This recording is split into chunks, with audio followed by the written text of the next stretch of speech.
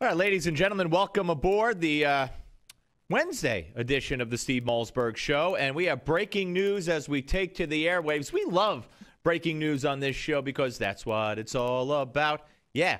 Martin Bashir, who a couple of weeks ago on MSNBC suggested that someone should defecate and urinate into the mouth of Sarah Palin, who then, that was on a Friday, he then came on Monday and apologized. Nothing was said by management. He then, over the Thanksgiving week, disappeared. There was speculation that he was on a vacation. Maybe it was a forced vacation. Just moments ago, word came down that he has resigned from MSNBC. He says after making an on-air apology, I asked for permission to take some additional time out around the Thanksgiving holiday. Upon further reflection and after meeting with the president of MSNBC, a.k.a. Phil Griffin, I have tendered my resignation. It is my sincere hope that all of my colleagues at this special network will be allowed to focus on the issues that matter without the distraction of myself or my ill-judged comments. I deeply regret what was said. We'll endeavor to work hard at making constructive contributions in the future, and we'll always have a deep appreciation for our viewers who are the smartest, most compassionate, discerning of all television audiences. I would also wish to express deepest gratitude to my immediate colleagues and our contributors, all of whom have given so much of themselves to our broadcast. So there you go. Martin Bashir is done. But, whether or not this was under duress or not, we will find out. We will be joined a little bit later in the show by Noah Rothman, editor and writer at Mediaite.com, who will have information for us, more information on the resignation of Martin Bashir. Gee, I wonder if Bill Ayers is available to start immediately. Let's see. Bill Ayers, who else might be up for that position? Well, Joanne Chesimard, I think she's hiding in Cuba. Who else could they? I don't know. Maybe they could get Barack Obama's his uncle, because now, ladies and gentlemen, a federal immigration judge ruling yesterday that President Obama's uncle can remain in the United States, sparing him deportation to Kenya. You've heard of that country before, right? Kenya? Yeah. This is a case that riveted attention on the elderly man who had lived under the radar in this country for 50 years. And for most of the 50 years, he was here illegally. But that doesn't force a judge to send him back. No, let him stay. Let him stay. Boston immigration judge Leonard Shapiro said Oyango Omar Obama can now get a green card and in 5 years apply for U.S. citizenship. Isn't that great? That's wonderful. Now, folks, the president's uncle was arrested in 2011 for drunk driving, in Framingham. And he was found to have had an outstanding deportation order from 1992. But that doesn't get you kicked out in this country, especially if your last name is Obama. Now, President Obama's uncle said at a deportation hearing, now get this, that Barack Obama stayed with him while he was a student at Harvard Law School in the 80s. The White House says Barack Obama has never met the man. Now, who do you believe? We have no reason to believe that Barack Obama's uncle is a liar. I mean, unless you call staying in this country since 1992 illegally lying. We know Barack Obama is a habitual liar. So who do you believe? Do you believe that Obama stayed with this uncle in the 80s when he went to Harvard? Or do you believe Obama, he never met the man? And by the way, we're our brother's keeper, right? And our sister's keeper. That's from the lips of Barack Obama. And he never met his uncle, who's been living here on the East Coast since 1992? At least, maybe longer. That was when he got a deportation order, which he, I guess, ripped up and threw away. All those years, he never met his uncle? And remember his aunt, also in Massachusetts, living in squalor? Remember that? Yeah. You be your brother's keeper. You be your sister's keeper. He's got himself to worry about and keep. Okay? As a matter of fact, you be his uncle and aunt's keeper. He can't deal with it. Playing golf or something. This guy, it just gets better and better. And where's the media scrutiny? Where's the media saying what I'm saying? Wait a minute. How could the man never have met his uncle? How could he have let his aunt, who underwent an operation of some sort, walking around with a cane, living in a housing project? How is that possible? And no scrutiny, no questions, no nothing. Could you imagine if that was George Bush? Pfft. Mitt Romney? Oh gosh, I don't even have to. I don't even have to go. So, ladies and gentlemen, I don't know if it's official, but it's a good possibility that replacing Martin Bashir, starting maybe next week or in a few weeks, my vote is for Iango Omar Obama. There you go. He could show the judge that he's got a job, he's doing something constructive, or have him co-host with Al Sharpton. I think they'd make a lovely couple, don't you? What could I say? All right. Well, Joe Biden, and I'm so sick of talk about no scrutiny. Here's a guy who not only is guilty, reportedly, of plagiarism that forced him out of a previous presidential race in the 80s. Not only is he guilty of plagiarism, allegedly from law school, but here's a guy who said 3 quote-unquote racist things almost in succession while running in 2008. And nobody said boo. One, he said, remember the Pakistan? You got to have an Indian or Pakistani accent if you go into a 7-Eleven in Delaware. Number one, if Rick Santorum had said it, you know what would have happened. Number two, he said the education system in Iowa is better than D.C. because, look, you only have 2% minority in Iowa, and look what you got in D.C. Huh? Racist statement number 2. Racist statement number 3, and I'm not going in any particular order, he told the Washington Post editorial board, he said that to the editorial board, the education. He called Barack Obama the first clean, articulate African-American ever to run for president, which means Jesse Jackson, Al Sharpton, Shirley Chisholm, you name it. They must have been dirty and inarticulate African-Americans. None of that got scrutinized. Nobody cared. Nobody cared. And this guy is one gaffe after the next. He's an embarrassment. But every time, oh, there he goes again. That Joe is a heartbeat away from the presidency, for crying out loud. Get a load of this one. I'm going out of order here, of course. 45, the last cut. Cut 45. He's in, I guess he's in Japan. And he's supposed to be talking about economics. And he asks some women who are employed at this company. Give a listen. 女性経営者が起業したソーシャルゲーム大手 DNA を訪れました。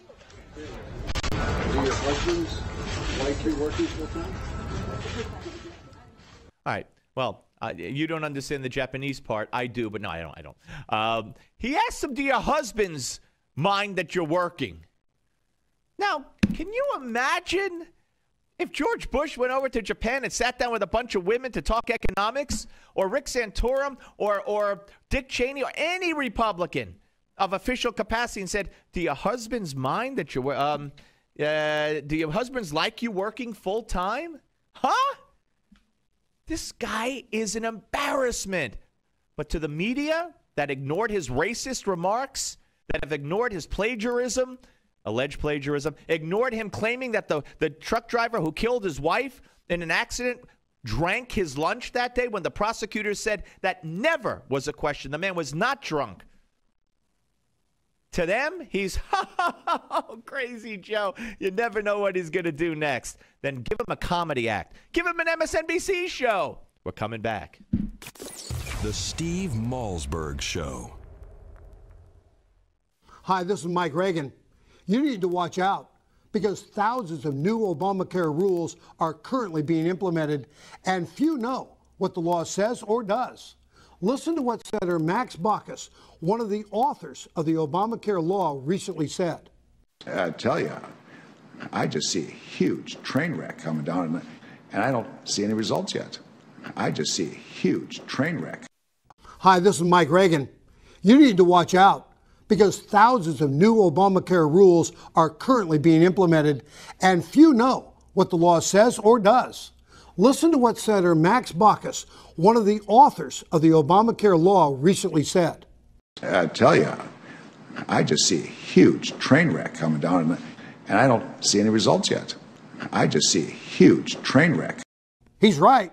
So protect yourself from this train wreck. Get the #1 bestseller, The Obamacare Survival Guide. Newsmax says it's the best guide to the new law. Join more than 500,000 Americans who have their copy.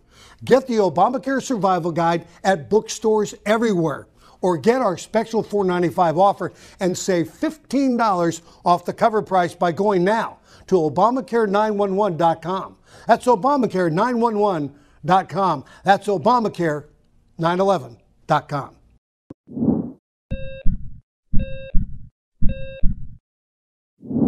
Judging from everything you hear, you think all cholesterol is bad, but that's not really true. You need a certain amount of cholesterol to maintain good health. The problem is that too much cholesterol in your blood contributes to a plaque, a fatty substance that narrows the coronary arteries that feed blood flow to your heart. Picture your coronary arteries as a 4-lane highway. If one lane becomes blocked, traffic still flows well. 2 lanes, no major problem. But if a 3rd lane becomes blocked, that spells trouble. It's the same way with your coronary arteries. And when plaque slows their blood flow to your heart, this can even cause a heart attack. The good news is that when it comes to cholesterol, lifestyle changes can pay off big time. Even a small reduction in plaque can be like opening up another highway lane. Suddenly, blood flow that was stalled can go forward again. Changing your lifestyle does not have to be hard. And in fact, here are 3 ways to help you start lowering your cholesterol. Snack on nuts. Nuts are probably one of the easiest and tastiest ways to lower cholesterol. Walnuts and almonds are among the best. Bulk up your diet with fiber. Choose whole fruits instead of a fruit juice, brown rice instead of white, and if you're eating a baked potato, be sure to leave the skin on. Choose fish. Fish contains cholesterol-fighting omega-3 fatty acids. I'm Dr. Chauncey Crandall, and thanks for watching this Heart Health Minute. Remember, it's never too late to prevent or reverse heart disease. Right now, I invite you to discover your own risk for heart disease or even a heart attack by taking my quick, free online quiz at www.simplehearttest.com. If your prostate is giving you problems and your doc says it's just part of getting older, be wary. Renowned physician and author Dr. David Brownstein thinks this is baloney. He's discovered a link between aging and prostate health and believes prostate concerns do not have to be an inevitable part of aging. That's why he created Prostate Revive. Hi, I'm Dr. David Brownstein. I personally formulated Prostate Revive to include the most essential natural ingredients available to help promote a healthy prostate gland and optimal urinary function. The producers of Dr. Brownstein's Prostate Revive are so thrilled with the positive feedback from satisfied customers that for a limited time, they are willing to send you your first month's supply free. Plus, call now and you'll also receive Dr. Brownstein's special report, A Doctor's Guide to a Healthy Prostate. For details on getting your free bottle, call 1-800-596-REVIVE. That's 1-800-596-REVIVE. Take control with Prostate Revive. Call now while supplies last to claim your risk-free bottle at 1-800-596-REVIVE. I'll take the trade. I'll take Obamacare. If I'm a Democrat down there in Washington, I take the problems with Obamacare over negotiating with you as a Republican about the debt ceiling. I take it. Yeah, I think I'm on better ground. You know why? Because the healthcare system as it exists in this country, as anybody knows, stinks. So if you can't be better than that with Obamacare, you're going to get out of there anyway. Chris Cuomo proving once again he's nonpartisan. He's right down the middle. He does not take a position. The healthcare system in this country stinks. Hey, Mr. Zuckerman, whatever. That's why you are where you are. That's why you're considering revamping your whole lineup, because hiring Chris Cuomo was such a brilliant idea. Let me tell you something, Chris. Almost 70% of the people were satisfied with their health care plan in the country that has the best health care in the world. What country would you rather go to, Chris, for your doctor or your health care or surgery or to see a specialist? The health care system in this country, he didn't even say the insurance. He said the health care system in this country stinks. Really? I love it. I did before Obamacare ruined it. And so did 60 to 70% of the people love it. How out of touch do you have to be to say it stinks? And how does he know it stinks? He's in AFTRA. He has the best medical care in the world. So how can he say it stinks? Based on what? Based on what, Chris, does it stink? This guy, what a piece of work. Well, he'll give interviews and say, I am nonpartisan. But hey, it's just symptomatic. Let's go to NBC's Meet the Press. Did you see David Gregory with Congressman Mike Rogers, Republican, of course, talking about Obamacare? Did you see how he cut him off? Listen to this. Here's cut number 8. This is unprecedented confiscation of people's health care. And so here's what I think they're missing. They're trying to make this a political fight. When you have somebody who just lost their insurance, and by the way, there are millions of people who got cancellation notices, and the next go-round on the business side is 80 to 100 million people will get cancellation notices. They're getting ready to close high-risk pools that have cancer survivors. People who are trying to fight cancer are getting thrown out of their high-risk pools at the end of this year. And as a cancer survivor, you want your whole focus being on beating the disease. All right. So now... So that was it. David Gregory, probably they started talking to him in his ear. President Obama's probably calling up saying, shut this guy up. And listen to David Gregory. Again, non-biased, right down the middle. Here is cut 9. They're making a horrible mistake by trying to make this political. You talk about confiscation. Real people are getting hurt. The reality is there's also a lot of people who are going to have the potential to get insurance who never had insurance, and you have a small piece of the market where people may lose plans. Many of those will get better plans in the individual market. But the David, insurance companies recognize those are there. David, Let me get to a bottom line question, though. You made your I mean, if you didn't know, if I didn't tell you it was David Gregory, and I said it was a Democratic congressman, Joe Blow, you'd say, okay. He's reading from the Democratic talking points. What do you mean it's a small percentage? After next year, it's going to be everybody almost. It's going to be 100 million people. David, Mr. Hypocrite, again, another AFTRA member, I would assume, who sends his kids to private schools where they have armed guards, but rails against guns in schools for protection of students. I mean, the hypocrisy knows no bounds. And for him to say the people who are losing their insurance will get better, cheaper policies, baloney. No one's getting cheaper policies. But see, this is all NBC. You want more NBC? I'm glad you asked. NBC, Saturday, Today Show, Nancy Snyderman, the chief medical editor, she's another piece of work, presenting a story on a new phenomenon. How would you like to go to the doctor and be in a room with 10 people? And I don't mean the waiting room. Cut number 11. And now you don't have anything to worry about. Laughter, camaraderie, flowers, and even refreshments. This clearly isn't a typical doctor's visit. Hi there. Hi. How are you?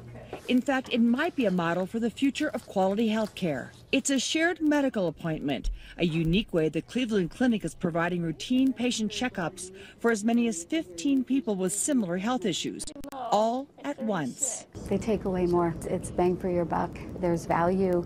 You have extra time, extra information, extra resources, extra understanding. Yeah. I mean, I don't know, but Adam, don't you want to go if you have to go to the doctor? Don't you want to sit there with 10 other people, watch them get their blood pressure taken, hear what their problems are? Isn't that great? And by the way, if they're coughing, maybe you'll catch what they have if you don't already have it. That's what I want, group medical visits. Here's cut number 12. There's a lot of things that we share today with our health that are very good, and that gives me a very good feeling of a healthy community.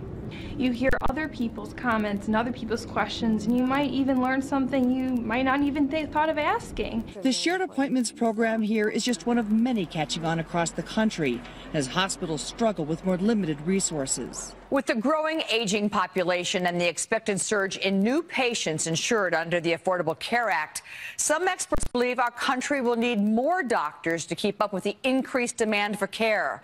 By the year 2020, it's estimated that the U.S. will face a shortage of more than 91,000 physicians. Oh, a shortage of physicians. Wow.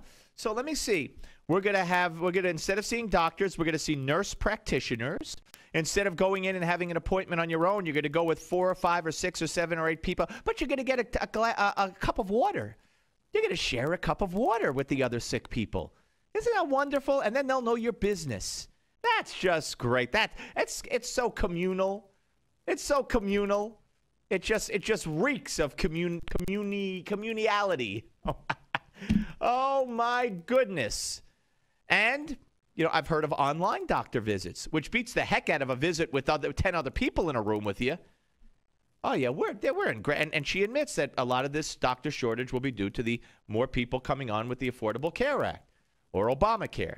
That's just great. Hey, Dr. Obama, how can I keep thanking you? Every day it's just more good news. But the story here of that story is that NBC presented it without one negative viewpoint in the story. Not one negative viewpoint. Not one person saying, who the heck wants to go and have shared doctor visits? Nobody. Because it's all good. You see, at NBC, they march. Yes, Dr. Obama. Yes, Dr. Obama. Get it? All right. When we come back, well, we're coming back. Steve Malzberg Show, Newsmax TV and radio. The Steve Malzberg Show. Have you hit a brick wall with your weight loss? Does your weight management plan need an extra edge for success? If so, listen up. Metabio is the revolutionary weight loss breakthrough designed to help you reach your goal weight as part of your diet and exercise program. Metabio is the premium nutritional supplement power-packed with 5 high-quality ingredients. When used as part of a healthy lifestyle, each component is formulated to help you reach your goals. Have you hit a brick wall with your weight loss? Does your weight management plan need an extra edge for success? If so, listen up. Metabio is the revolutionary weight loss breakthrough designed to help you reach your goal weight as part of your diet and exercise program. Metabio is the premium nutritional supplement power-packed with 5 high-quality ingredients. When used as part of a healthy lifestyle, each component is formulated to help you reach your goals and maintain your optimal weight and wellness. It supports healthy metabolism and promotes fat loss. Now, learn how you can try a 30-day supply of Metabio. Just cover a $4.95 shipping fee. Visit themetabio.com/special. Act now and also receive instant access to our downloadable special report, a practical guide to healthy weight management. Try it now at themetabio.com/special. That's the metabio.com/special. While supplies last. themetabio.com/special. Meet John and Nancy. Like many people, John and Nancy have spent their whole lives working hard, saving their money and investing wisely, knowing that it would pay off in the end. But the reality is, today's world is not the same as it was. John and Nancy's stocks have taken them on a serious roller coaster ride, and it's all but destroyed their retirement funds. Their house is not even close to being worth what they paid, and to boot, their middle-class paychecks no longer cover their costs. All that hard work and smart investing has gotten them nowhere. In fact, they are no longer thinking about when they will retire, they're wondering if they'll retire. Then one day, John and Nancy heard about a man named Tom Hutchison, a veteran of Wall Street for over 2 decades. Tom noticed that the wealthy invested differently than normal people, and their methods seemed to be a secret they didn't want to share. So Tom left his job, compiled the strategies, and published them in the controversial book, Powerful Secrets to Achieve Superior Returns. John and Nancy immediately picked up a copy, began investing, and never looked back. Thanks to Powerful Secrets, John and Nancy now have investments that pay up to 20% a year. They learned about unique tax-advantaged investments, and their favorite chapter revealed a strategy that anyone can use to turn $50,000 into $1 million. Now, John and Nancy have control of their financial future in this new reality, and they have peace of mind about their investments that they never had before. Best of all, they are back on track to a secure retirement.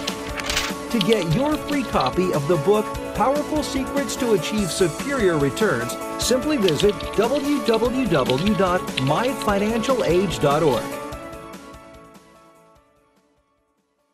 Don't complain about your cable bill going up and up and up. Do something about it. Grab a pencil and jot down this special number, 1-855-625-MY-TV. The more cable TV rates go up, the better digital satellite TV looks. So cancel the cable and get more of your favorite channels in 100% digital quality for less money. Call 1-855-625-MY-TV. Right now to sign up for packages starting as low as $19.99, and there's no equipment to buy. You get free HD TV upgrade, a free DVR upgrade, and free professional installation. You control what you watch when you watch it. Record your favorite shows. Pause and rewind live TV. Even skip the commercials. Watch local channels too. At just $19.99, what are you waiting for? Pull out your major credit or debit card. Call 1-855-625-MY-TV. 1-855-625-MY-TV. Cancel the cable, cut costs, and get more. 1-855-625-MY-TV. 1-855-625-MY-TV. Agent John Dodson stands as a rare example, especially amid the Obama administration's war on leaks. I would say the average whistleblower ends up losing his job. For me to still be employed there, I think everyone is surprised by. He first blew the whistle on the case known as Fast and Furious in a CBS News report in 2011. You were intentionally letting guns go to Mexico. Yes, ma'am. I mean, the agency was. All right, folks. Welcome back to the Steve Malzberg Show. Cheryl Atkinson with the report on CBS News, an interview on CBS this morning with our next guest. I'm very honored to say that we are joined right now by John Dodson. He is the ATF agent still on the job, and he's the author of The Unarmed Truth, My Fight to Blow the Whistle and Expose Fast and Furious, the story the ATF doesn't want you to know. I hold that up here in my hand for those of you watching at Newsmax TV. And, John, thank you for joining us. Oh, thank you for having me, sir. I appreciate it. Well, no. It's I feel like I should be calling you, sir. You could just please call me Steve. You mentioned this came up a little bit. So you're still employed. You still have that title. You're still on the job. Well, that's correct. Yes, sir. On the job, however, is debatable. My career has been in a certain state of flux, since having blown the whistle. Right, reassigned, but not fired. Correct. Yes, sir. And why do you believe that is? I have to give credit to staffers from Senator Grassley's office and Chairman Ice's office, and they helped me a lot from the very beginning in all of this, and provided me air cover when I needed it. And I think, and ultimately in a bigger aspect, it was such an atrocious program. It was so, misguided and idiotic. I think maybe even they can have a hard time justifying or finding a reason to be able to terminate me over, bringing to light the faults with the program. All right, now let's talk about the program. And there's a court battle over documents and that the president's withholding under executive privilege. Of course, the Attorney General, I don't even know if it's directly related to Fast and Furious, but he already is, was held in contempt by the Congress, and he went to court to try to fight that, and the court ruled against him. So, first of all, let's jump ahead. Are we ever going to get to the truth? Are we ever going to know who was responsible? Why they did it? Will anyone ever be held accountable in the highest levels of government for this? Do you think? Well, I certainly hope so, sir, and that's part of the reason behind writing the book, is to make people realize that, okay, yeah, it's over or it's been out of the news and you haven't heard about it, but that doesn't mean it's over. Those questions have never been answered. Those unresolved issues are still out there. And to make people aware, say, look, this is it. This is what happened. And because there's so many sources of information here and there and everywhere, but to try to put it all together in, a minute and 30-second news clip from this agency or that one is very hard to do.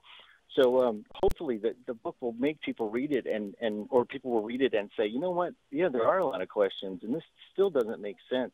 Like nobody's ever explained where this started from, who thought this was a good idea, and how no one's been held accountable for it.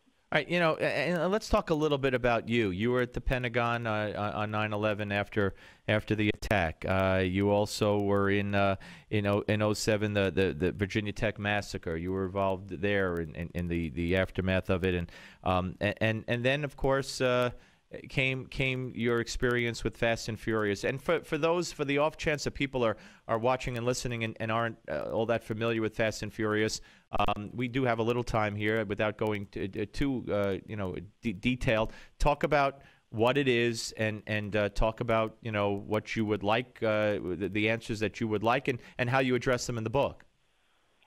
Sure. Well, I mean, to give you the background, Fast and Furious was an investigation that was working out of the ATF Phoenix office.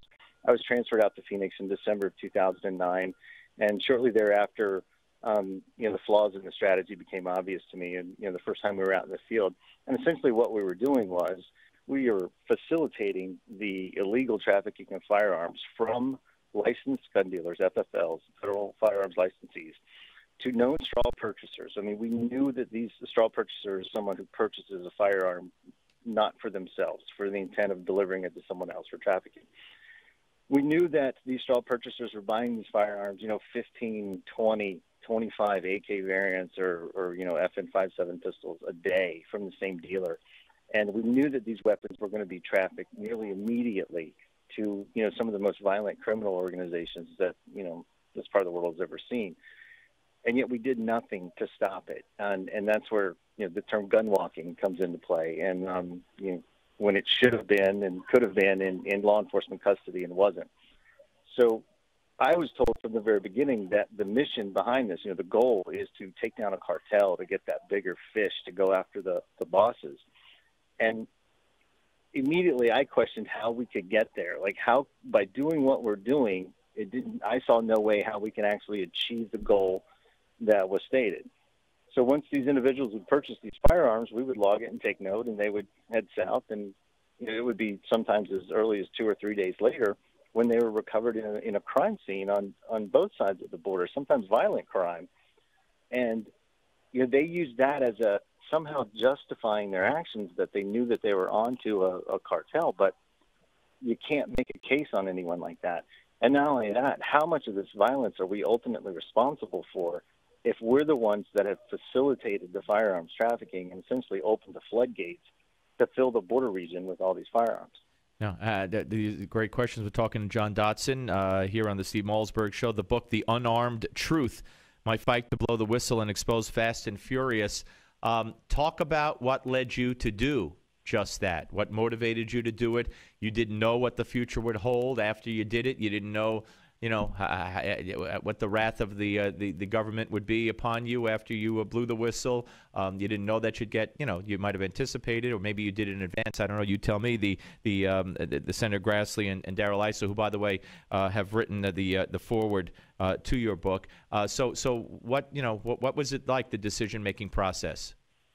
Well, it was, it's kind of an evolution. I had started, arguing against the strategy with my superiors and up my chain of command, and had gotten nowhere, and had gotten beaten down and beat up quite a bit for doing so.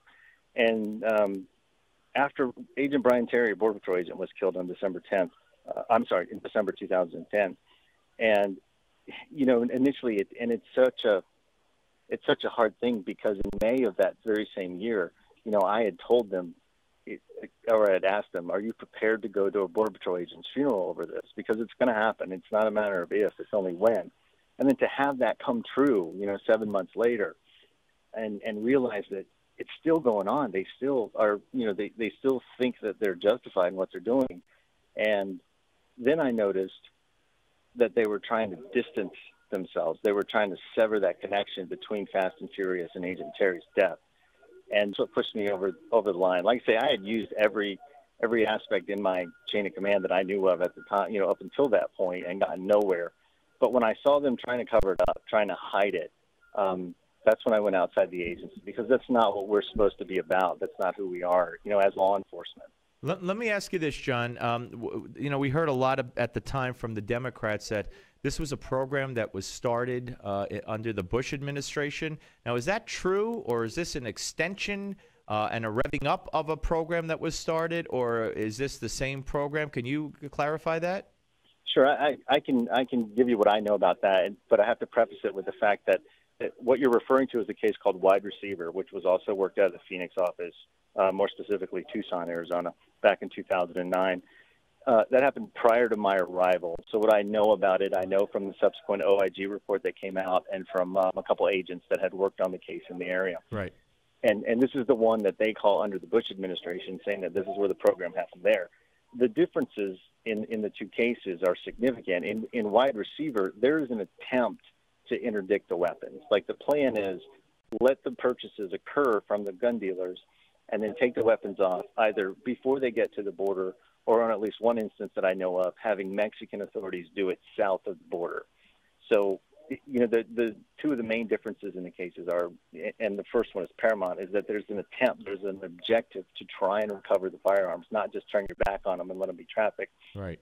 And the second prong of that is that the Mexicans were, or their officials and police and law enforcement were actually involved in part of the case or notified of it.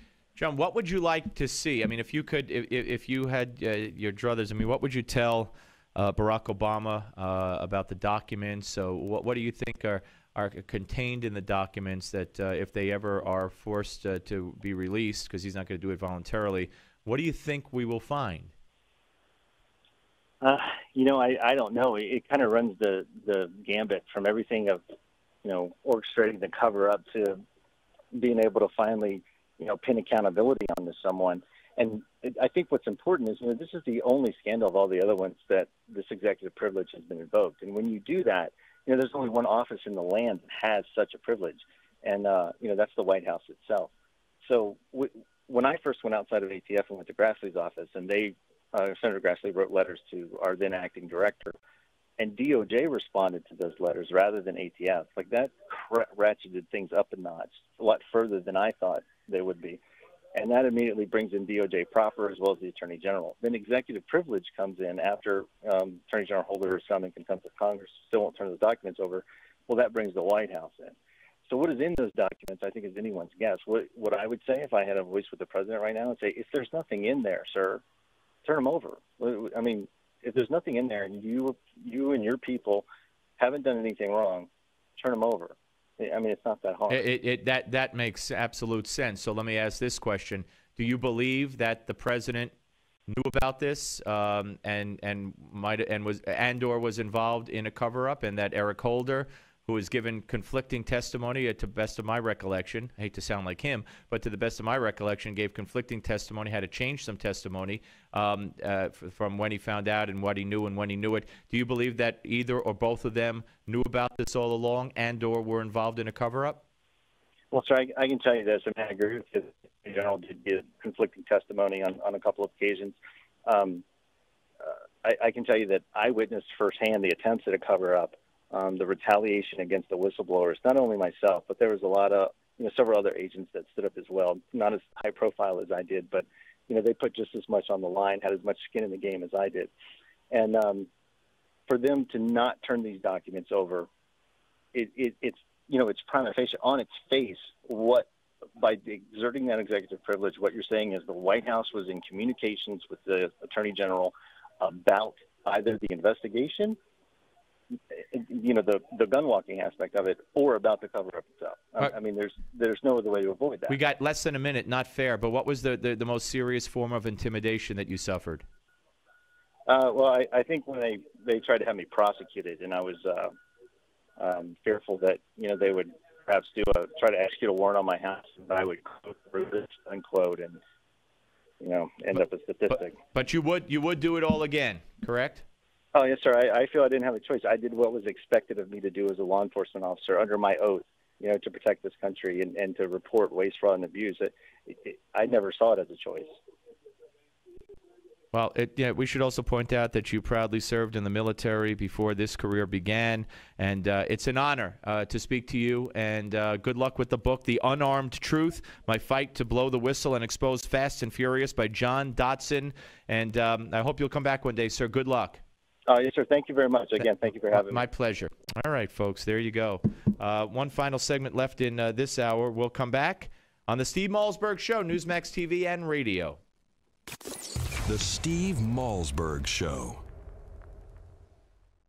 Do you have trouble remembering things you've known for years? Do you want to maintain your mental edge, support your memory, focus, and attention? After extensive research, Dr. Russell Blaylock discovered 4 essential nutrients that help sustain optimal brain function. Dr. Russell Blaylock then personally formulated Crescio, the dietary supplement containing these 4 brain boosters that promote brain cognitive health, improve learning and retention. Crescio.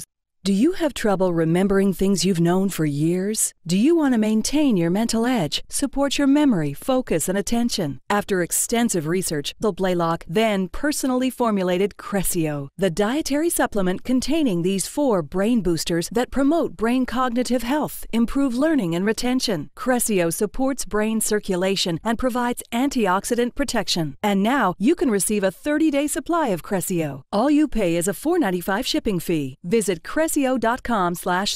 Act now, and you'll also be given instant access to our downloadable special report, Nature's Brain Boosters, Essential Nutrients for Peak Mental Performance. Give your brain the healthy support it needs. Learn how you can receive your 30-day supply at Crescio.com/special. That's CRESCEO.com/special. Crescio.com/special.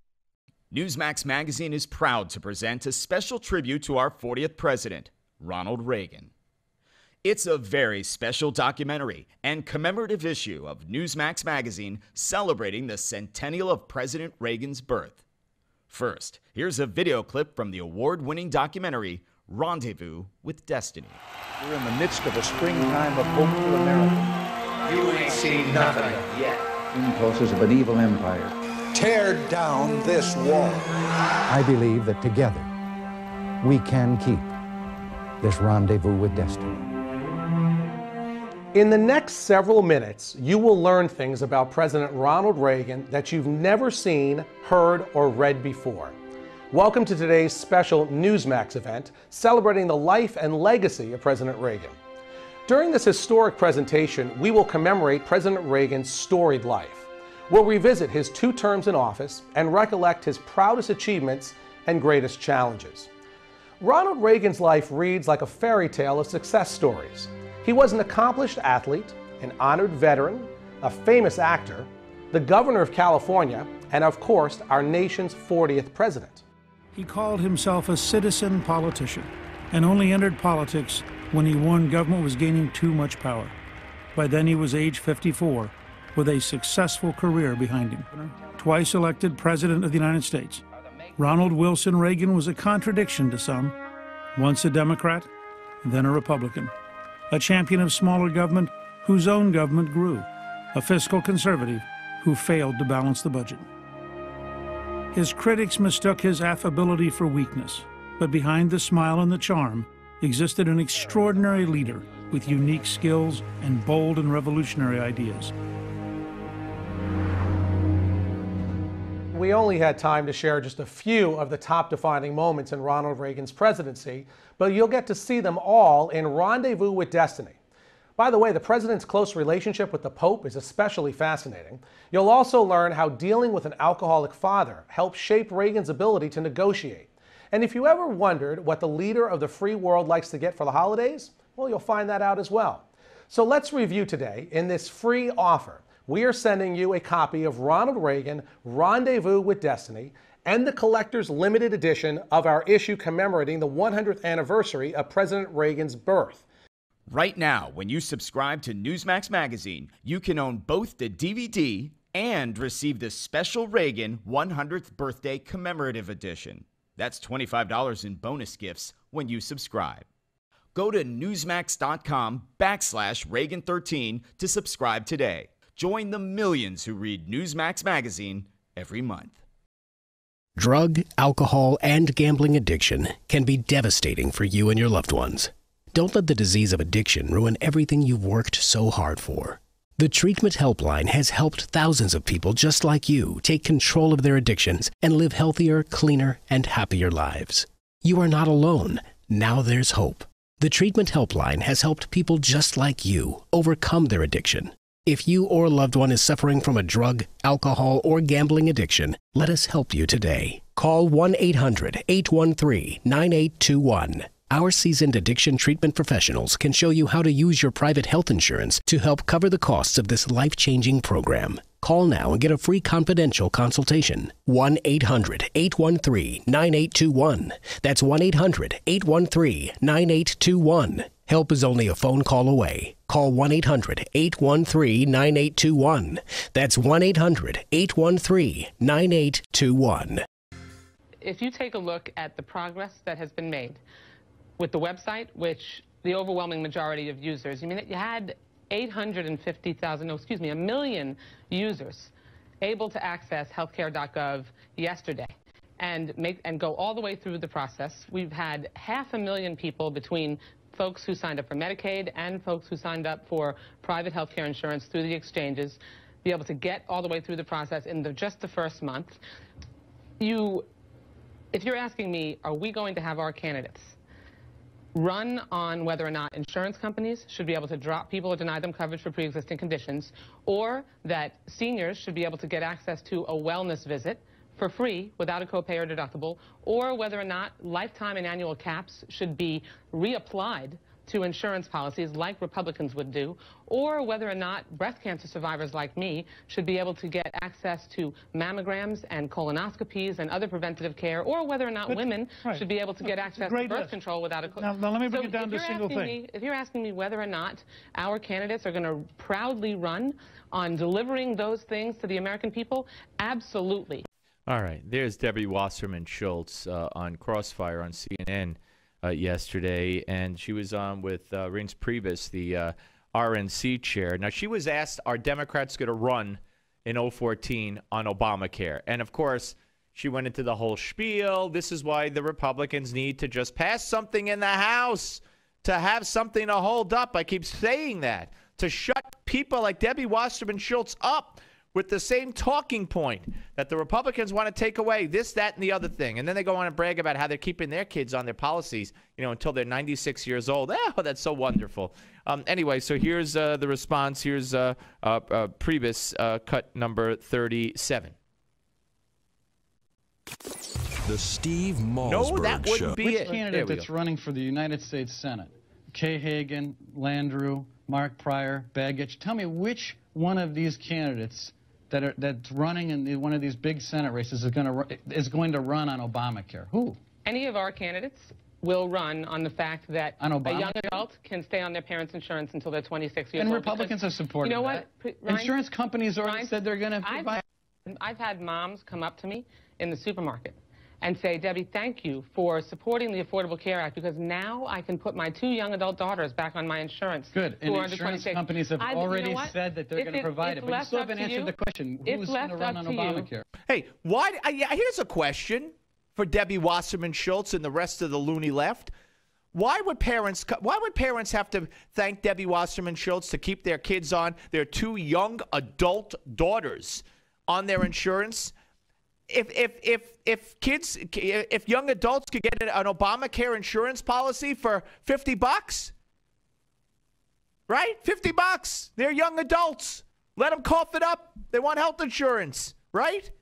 So I don't understand. There's a little contradiction here. In other words, why the urgency to keep young adults on parents' insurance policies until they're 163 years old, when we hear that if you're 18 to 25, you can get a policy for $50 a month? Great policy. So what? Why?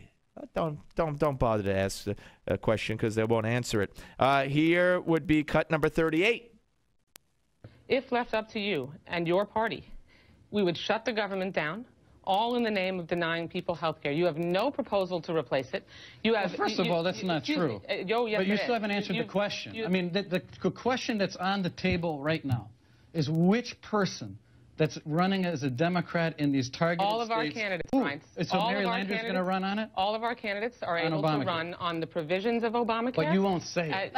I just said it. All of our candidates. So they're going to run on Obamacare. Will be able to use Obamacare as an advantage. Excellent. Because All right. This is good. It continues. Here's cut number 39. When a woman comes up to me who's dealing with breast cancer, and she's told me that under the old system, before the Affordable Care Act, she had to choose between the radiation or the chemo because she couldn't afford the copay or the deductible on both. You're darn right. Have you seen the polling in Montana, in Alaska, in South Dakota, in Arkansas on Obamacare? I mean, it's unbelievable. Mr. Chairman, have you seen the polling and that's fine. I'm happy that you're going to run on Obamacare. Repealing the Affordable Care Act, and have you seen the polling in support of all of the provisions that the chairwoman just went through? And you said that you have a plan. I'd like to hear exactly what your plan is that Republicans are running on, other than repeal. See, if you could just put forth a plan, Republicans, and you would stop this nonsense from the left. Whether they're left-wing hosts like Stephanie Cutter there, or whether they're left-wing politicians like Debbie Wasserman Schultz, you'd thwart that. You'd put a stop to it. But again, boy, a lot of people come up to Debbie Wasserman Schultz. Now, I'm not going to question what she said about the cancer survivor, but I'm a little confused. If you have a policy, you pay a deductible on that policy, okay, and on covered things until that deductible is in network, out of network, certainly. But I don't understand how there would be, and maybe I'm wrong, a deductible on radiation therapy and then another deductible on chemotherapy. I don't know. Thank God I've never experienced it, but I just don't understand how for a procedure there's a special deductible on that procedure. Wouldn't that fall under your plan? I don't know. Maybe I'm wrong. I just don't know. But anyway, it went on and on like this. I dare their Democrats to run on Obamacare. I dare them. And hopefully by then the Republicans will pass something. Steve Malzberg Show, Newsmax TV and radio. The Steve Malzberg Show.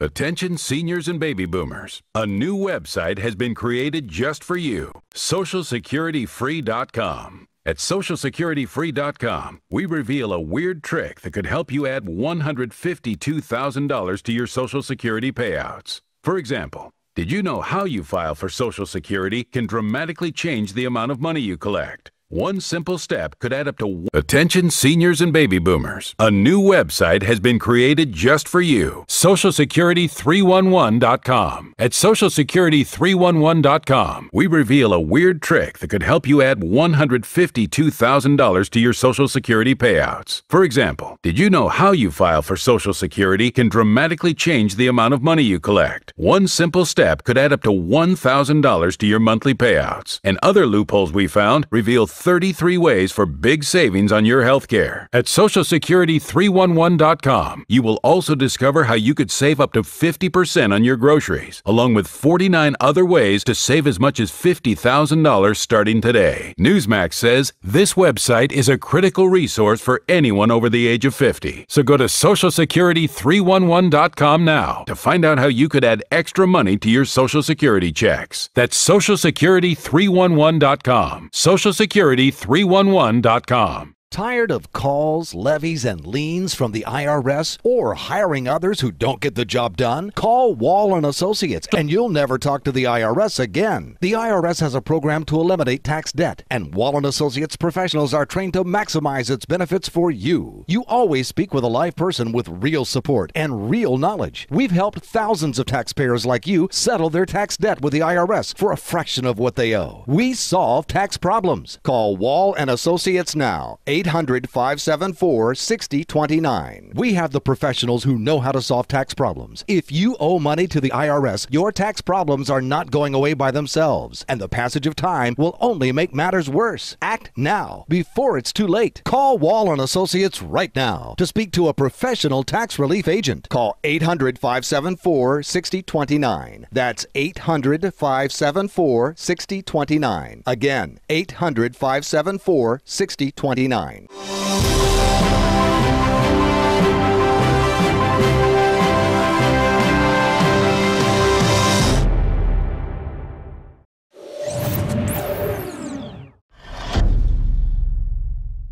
Hello and welcome to your Newsmax Now update. I'm John Bachman. Congress has less than 1 week to authorize the Undetectable Firearms Act, which requires all guns to have metal pieces in order to make sure that they show up on X-ray machines and in metal detectors. The law has been on the books since 1988, but some now say in Congress that it's out of date, so they are proposing changes. With only a voice vote, the House passed a resolution to reauthorize the act for more than 10 years. Now that bill heads to the Senate, where some lawmakers believe that new technology has made the law outdated. Under the current law, metal on plastic guns can be removable and isn't necessary to fire the weapon.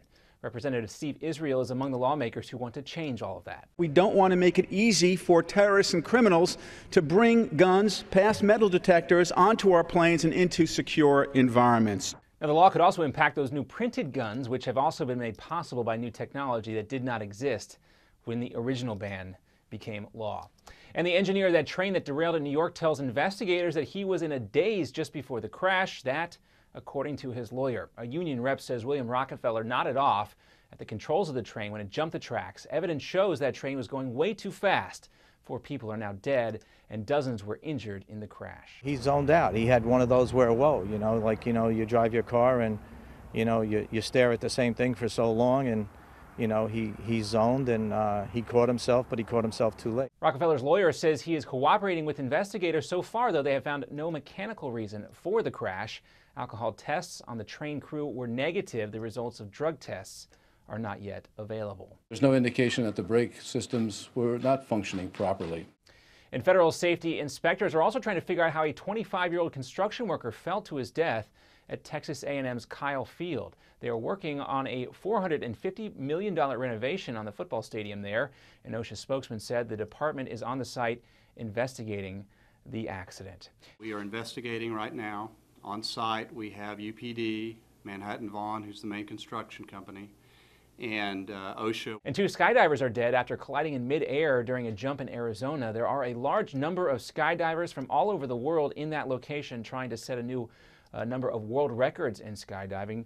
No determination yet on if any of that contributed to the accident. These people involved all have a lot of jumps. I don't think there'd be anybody with less than 1,000 jumps, so very experienced skydivers.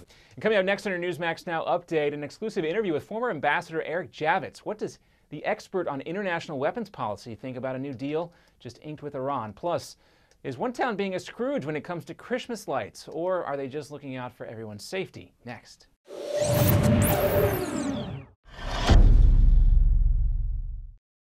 Larry works on the construction site when he's not held up with constipation. Mary sits all day at a desk, which does little to relieve gas and bloating. You can't schedule abdominal discomfort, but you can help alleviate it with Bactipro. Developed by holistic medical doctor David Brownstein, Bactipro is the fiber probiotic supplement that comes in the form of an easy-to-eat, tasty wafer. It includes the most essential ingredients necessary to help support your healthy digestive and immune function. Experience the results. Learn how you can receive a 30-day supply of Bactipro. Just visit Bactipro.com/offer. All you cover is a $4.95 shipping fee. Act now, and you'll also be given instant access to our downloadable special report, A Doctor's Guide to Probiotics and Your Health. Do something about your digestive health now. Get your 30-day supply at Bactipro.com/offer. That's BACTIPRO.com/offer. Limited time only. Bactipro.com/offer. Are you at least 62 years old like me? Could you use an extra $50,000, $100,000 or more to live a better life? Then please consider the benefits a reverse mortgage can provide to you. With a reverse mortgage, you can have your mortgage payments stopped altogether and get equity out of your home to live on. And you can use the money to help you live a better life. How nice would that be, not to have a mortgage payment? Qualifying for a reverse mortgage is simple, since there are no income, asset, employment, or credit requirements. However, you must be 62 years or older, own your home outright, or have a very low balance on the mortgage, and be prepared to live in it throughout the rest of the loan. Call now for more information. 800-831-1560, 800-831-1560, 800-831-1560. That's 800-831-1560. Welcome back. Residents in a neighborhood in California are outraged after receiving letters from officials saying that they have to take down their Christmas lights or face a code violation. Officials there say the displays are a safety hazard, but residents have vowed to fight City Hall. And the White House announcing today that they oppose new sanctions proposed by a bipartisan group of senators against Iran. But former Ambassador Eric Javits tells Newsmax TV in an exclusive interview that the U.S. must be absolutely clear and very firm with Iran while both sides negotiate this 6-month weapons pact. If you took a very hard line, but then spent a lot of time with a lot of respect and tolerance and patience explaining why that hard line was necessary, and that what other things you might be able to do for them if they accepted the hard line, generally worked out favorably. That's going to do it for this edition of your Newsmax Now Update. I'm John Bachman. Now here's the Steve Malzberg Show, live from New York. Newsmax.com. Here is Steve Malzberg. And welcome back to the Steve Malzberg Show, folks. Hour number 2, Wednesday edition. Yesterday was the 4th anniversary of the imprisonment of Alan Gross inside of Cuba, a U.S. aid contractor who was in Cuba, and he was dealing with handing out certain paraphernalia to Jewish groups down there, and he was arrested. He's been jailed ever since. Joining us right now is his wife, Judy Gross. Hi, Judy. Hi, how are you? I'm okay. The question is, how is your husband? He's not doing so well. He's lost 100 pounds. He's in chronic pain from arthritis, and he's losing his hope. He's losing his spirit. It's really heartbreaking to see that he really now worries that he might not come back from Cuba alive. And, of course, he's 64 years old right now? Right. So he would be 75 when he gets out. Yeah, according to the sentence that they have for him. Now, he wrote a letter to President Obama, which was to be delivered yesterday, and I guess he delivered it or went through the embassy in Havana, then over to the United States. But what did he write in that letter to the president? He basically said that he feels like he's been abandoned. He was hired and working for a U.S. government project, and he has not heard anything from his government other than his monthly visits. He hasn't heard anything, and he feels totally abandoned and forgotten by his country and by his government. And what's your communications with him? How often do you get to speak with him? I'm able to speak with him weekly. Right, and how recent is that occurrence? Every Friday. But I mean, when did that start? You say now you're able to? Yeah. Maybe about a year and a half ago. Now, as for the United States government, aside from Obama, I know that there was a letter to the president last month, 66 U.S. senators, spearheaded by Patrick Leahy of Vermont. A week later, you had 14 lawmakers led by Robert Menendez, a Cuban-American. And you have many Cuban-American lawmakers and others who say that the president should not negotiate or talk to Cuba. However, it's been talked about that Cuba is the next country that, and for all we know, he's already talking to them, just like he turns out he was talking to Iran for a year, even though we didn't know it. And ironically, he released an Iranian scientist, yet when this 6-month agreement was signed with Iran, our 3 prisoners who were being held there, we got nothing. So with that as the backdrop, if the president is talking to Cuba or does talk to Cuba about economic sanctions and going forward, what hope do you have that the case of your husband will even come up?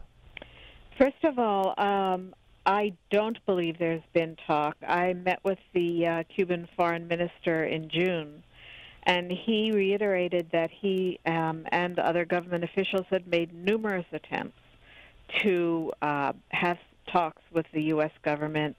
They've requested an envoy be assigned, and they have heard nothing. So my understanding is that there has not been communication. With regard to your husband? Yes. Yes, well, but we don't know if there's been. I mean, there could be talks going on right now to ease sanctions on Cuba, normalize relations, and that's the unfortunate part. So that's why I'm saying, if the president does continue his outreach, and the next stop is Cuba, do you have any hopes, based on what you just told me and what you've learned, that there have not been any talks? Do you have any hope that your husband would be included as a demand by the U.S. In any normalization of relations? My hope is that the government is able to sit down and start talks and negotiate with the Cuban government. I mean, that's how you start getting things done. You have to sit down sometime and start dialogue. An overall dialogue, not just in relation to your husband. You know, whatever. I don't know what they would talk about, but of course, from my interest and my point of view, it would be about Alan. Well, let me ask you, and we're talking right now to Judy Gross. She is the wife of Alan Gross, the USAID subcontractor jailed in Cuba now for 4 years and a day as of today here on the Steve Malzberg Show. But based on what you saw in Iran, the scenario that I just put forth, does that give you less reason for hope?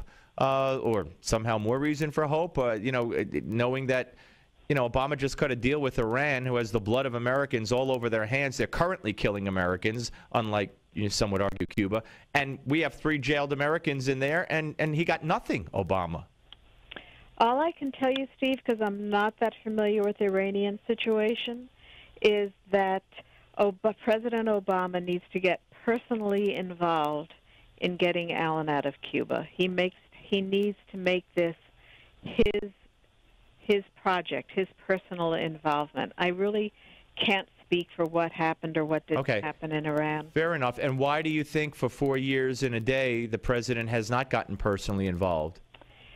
That would be a great question for you to ask the president, because I don't have the answer to that. Yeah. Are you disappointed or surprised that he hasn't? Absolutely. Very disappointed and very surprised. How about this? Yeah. How does a government leave their own government worker who they sent there? How do they just leave them there to feel, almost like a soldier waiting to die in the field? Judy, how about the State Department? Hillary Clinton for all those years, or John Kerry since then. Any contact with our government regarding your husband? I met with Hillary Clinton a few times. I met with Kerry before he was Secretary of State. I've met with numerous government agencies. And what I can tell you, and excuse me if I sound bitter, but what I can tell you, it's all been empty rhetoric. What did Hillary Clinton tell you? Just curious. We'll do whatever we can. Oh, she didn't blame it on a video. That's something. That's my little political interjection. I don't mean to tag that on you. Now, there's also talk that Havana has demanded the release of 5 Cubans arrested in Florida in 1998. Do you know anything about that as a quid pro quo, so to speak, a trade? I think in the very beginning there might have been that kind of talk, but in the recent years there is no quid pro quo talk. We just need them both to sit down together. So do you believe that Barack Obama will ever see your husband's letter? Certainly hope so. And if Barack Obama was watching or listening right now, go ahead. What would you say to him? Get my husband home. Do what it takes. Imagine if this was one of your family members in prison. How would you feel? Do you think that, I don't know, do you think that his religion or what he was doing there, even though notwithstanding it was U.S. aid, do you think that has anything to do with it whatsoever? I certainly hope not. But do you rule that out? I think so. Okay. All right, listen, what could we do? Talk to our congressmen and senators, call them up? I mean, is that what you would ask us to do as the public? Absolutely. Write letters to the White House. Write letters, editorials to the newspapers, and urge President Obama to get involved. All right. Listen, Judy, our thoughts and our prayers are with you and your husband, and I know your daughter and your mother-in-law have been stricken with cancer. I mean, this is as hard as this is on Alan. It's not easy on you, certainly, and God bless you for being there for him. Thank you so much. Thank you. Take care. That's Bye-bye. Judy Gross, wife of Alan Gross, USAID subcontractor, jailed in Cuba now for 4 years and a day. And our great President Barack Obama has not given any comfort to this woman, and as far as she knows, has not done anything to get her husband out. Should we be surprised? I'm not. All right, folks, we're coming back. Steve Malzberg Show, Newsmax TV and radio. The Steve Malzberg Show. Have you hit a brick wall with your weight loss? Does your weight management plan need an extra edge for success? If so, listen up. Metabio is the revolutionary weight loss breakthrough designed to help you reach your goal weight as part of your diet and exercise program. Metabio is the premium nutritional supplement power-packed with 5 high-quality ingredients. When used as part of a healthy lifestyle, each component is formulated. Have you hit a brick wall with your weight loss? Does your weight management plan need an extra edge for success? If so, listen up. Metabio is the revolutionary weight loss breakthrough designed to help you reach your goal weight as part of your diet and exercise program. Metabio is the premium nutritional supplement power-packed with 5 high-quality ingredients. When used as part of a healthy lifestyle, each component is formulated to help you reach your goals and maintain your optimal weight and wellness. It supports healthy metabolism and promotes fat loss. Now, learn how you can try a 30-day supply of Metabio. Just cover a $4.95 shipping fee. Visit themetabio.com/special. Act now and also receive instant access to our downloadable special report, a practical guide to healthy weight management. Try it now at themetabio.com/special. That's the metabio.com/special. While supplies last. themetabio.com/special. Hi, this is Mike Reagan. You need to watch out because thousands of new Obamacare rules are currently being implemented, and few know what the law says or does. Listen to what Senator Max Baucus, one of the authors of the Obamacare law, recently said. I tell you, I just see a huge train wreck coming down, and I don't see any results yet. I just see a huge train wreck. He's right. So protect yourself from this train wreck. Get the #1 bestseller, the Obamacare Survival Guide. Newsmax says it's the best guide to the new law. Join more than 500,000 Americans who have their copy. Get the Obamacare Survival Guide at bookstores everywhere, or get our special $4.95 offer and save $15 off the cover price by going now to Obamacare911.com. That's Obamacare911.com. That's Obamacare 911. Physician and author Dr. David Brownstein thinks this is baloney. He's discovered a link between aging and prostate health and believes prostate concerns do not have to be an inevitable part of aging. That's why he created Prostate Revive. Hi, I'm Dr. David Brownstein. I personally formulated Prostate Revive to include the most essential natural ingredients available to help promote a healthy prostate gland and optimal urinary function. The producers of Dr. Brownstein's Prostate Revive are so thrilled with the positive feedback from satisfied customers that for a limited time, they are willing to send you your first month's supply free. Plus, call now and you'll also receive Dr. Brownstein's special report, A Doctor's Guide to a Healthy Prostate. For details on getting your free bottle, call 1-800-596-REVIVE. That's 1-800-596-REVIVE. Take control with Prostate Revive. Call now while supplies last to claim your risk-free bottle at 1-800-596-REVIVE. Do you owe the IRS? Do you have unfiled tax returns? Have you received a wage garnishment or bank levy? Maybe a lien has been filed against you. OMG Tax can help you with all your IRS tax problems. Don't wait another second. Take action now. Call my team at OMG Tax. Honest and professional, we don't make false promises. If you owe back taxes or if the IRS is garnishing your paycheck, you need help now. OMG Tax can help you get your life back to normal. If you're serious about handling your tax matter, call OMG Tax now and get the peace of mind you deserve. Don't let the IRS take your next paycheck. Stop waiting and call our team at OMG Tax. OMG Tax has a straightforward, no-nonsense approach and has helped many Americans resolve their IRS nightmare. Call OMG Tax now. Call 1-800-255-6485. That's Coming up at the bottom of the hour, Bill Richardson, of course, the former governor of New Mexico, former U.S. ambassador, former U.S. to try to get Alan Gross out of Cuba. We'll talk to him about that and maybe even let him weigh in on the comment of Joe Biden in Japan today. But right now, we started the show with breaking news about Martin Bashir resigning from MSNBC. Joining us now is Noah Rothman, editor and writer at Mediaite.com, a fine site. Hello, Noah. How are you? Hi, Steve. I'm great. Thanks for having me. Well, it's my pleasure. Okay, so your reaction, we went through the chronologically what happened earlier in the show, and most folks know by now that it was about 3 weeks ago, I guess Friday will be 3 weeks, that he said what he said about Palin. Then on Monday, the next Monday, he apologized, and he disappeared last week, Thanksgiving week, and now he resigns. Yeah, and it wasn't really unexpected once you get to, and you kind of know how this works, once you get into the second week of quote-unquote vacation, they're really just beginning to look for a way to replace you quietly. And my reaction is sort of melancholic, actually. What Bashir said was reprehensible. It's in a long line of reprehensible things that he said. It's part of the editorial nature of this network, which has really gone beyond the pale. I'm sort of glad that they're pulling back on it. But at the same time, it's not really anybody's fault on his production staff for what's happening to them. And it's really never a welcome development when somebody is let go for something that they've said. And it negatively affects a lot of people around them. So I feel for his staff, not necessarily Mr. Bashir. All right. Well, someone of authority on the show, certainly an EP.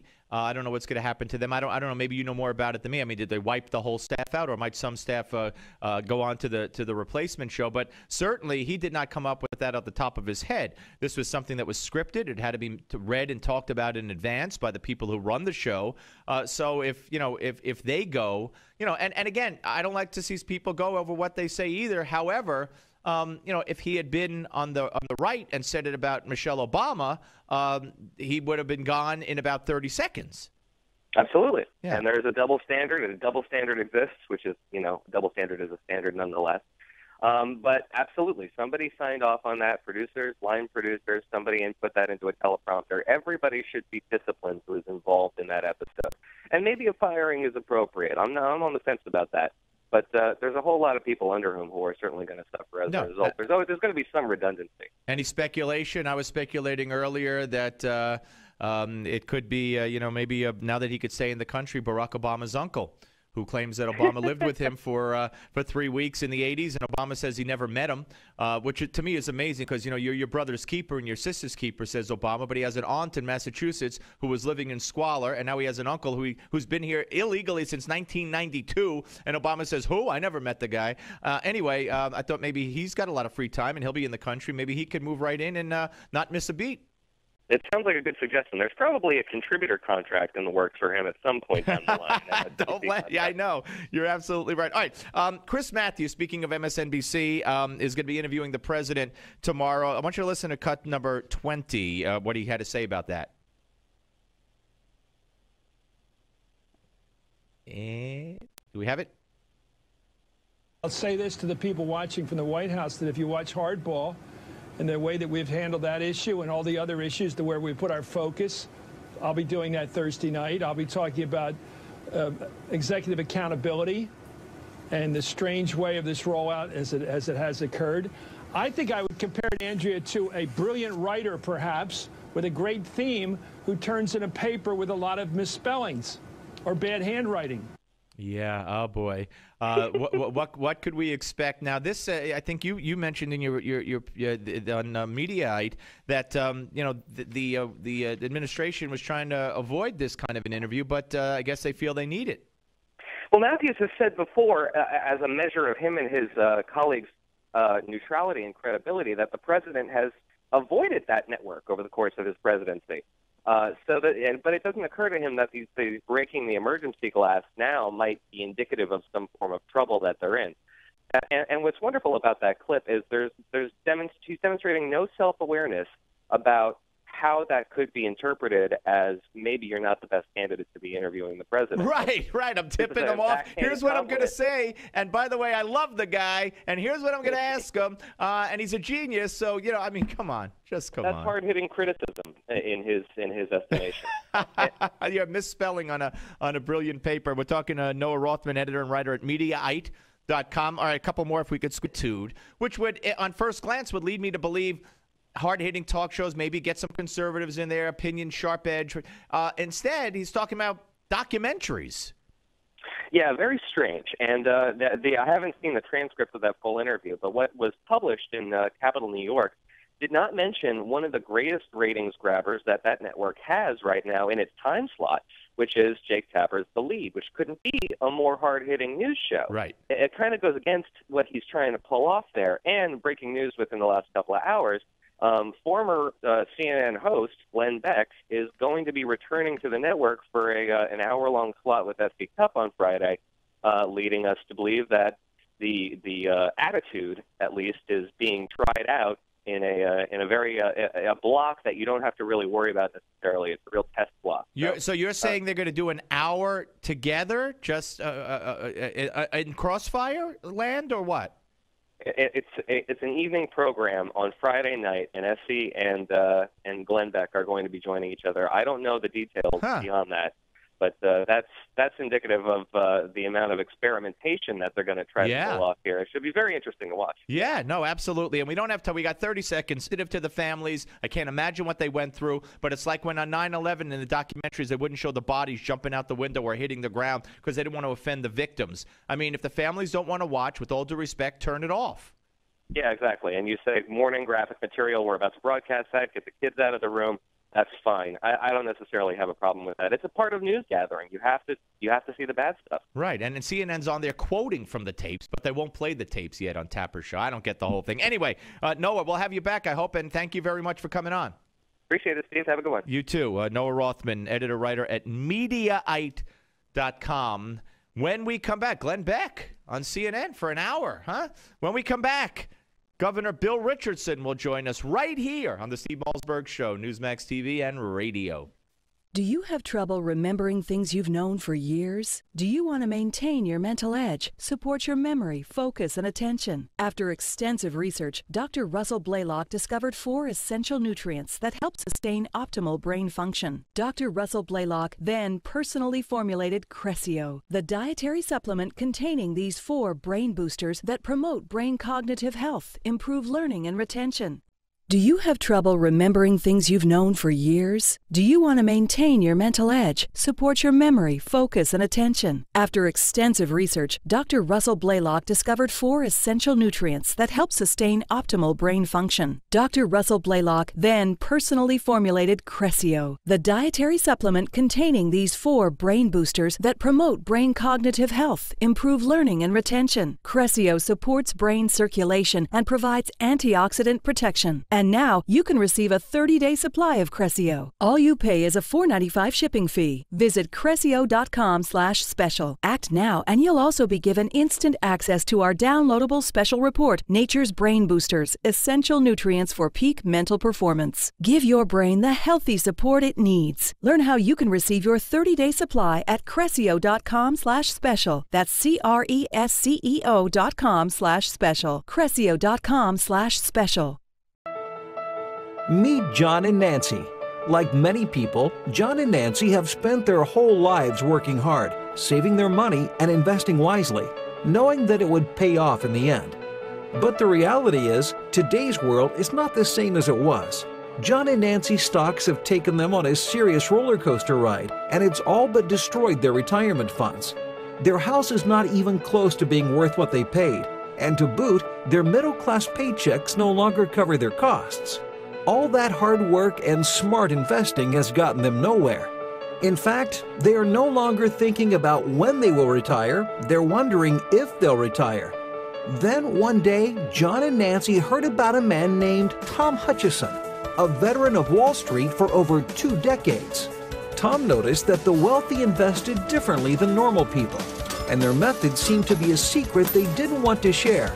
So Tom left his job, compiled the strategies, and published them in the controversial book, Powerful Secrets to Achieve Superior Returns.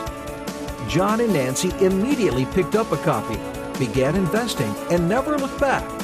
Thanks to Powerful Secrets, John and Nancy now have investments that pay up to 20% a year. They learned about unique tax-advantaged investments And their favorite chapter revealed a strategy that anyone can use to turn $50,000 into $1 million. Now, John and Nancy have control of their financial future in this new reality, and they have peace of mind about their investments that they never had before. Best of all, they are back on track to a secure retirement. To get your free copy of the book, Powerful Secrets to Achieve Superior Returns, simply visit www.myfinancialage.org. Don't complain about your cable bill going up and up and up. Do something about it. Grab a pencil and jot down this special number, 1-855-625-MY-TV. The more cable TV rates go up, the better digital satellite TV looks. So cancel the cable and get more of your favorite channels in 100% digital quality for less money. Call 1-855-625-MY-TV. Right now to sign up for packages starting as low as $19.99, and there's no equipment to buy. You get free HD TV upgrade, a free DVR upgrade, and free professional installation. You control what you watch when you watch it. Record your favorite shows. Pause and rewind live TV. Even skip the commercials. Watch local channels too. At just $19.99, what are you waiting for? Pull out your major credit or debit card. Call 1-855-625-MY-TV. 1-855-625-MY-TV. Cancel the cable, cut costs, and get more. 1-855-625-MY-TV. 1-855-625-MY-TV. Here is Steve Malzberg.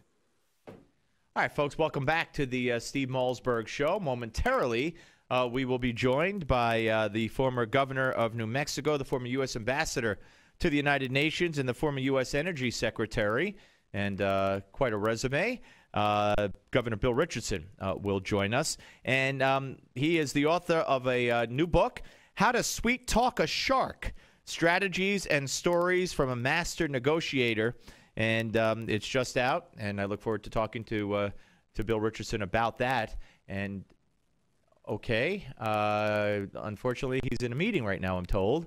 So hopefully we'll be able to squeeze it in. Any indication when that meeting might end? Well, that's not going to work. So, well, let's see.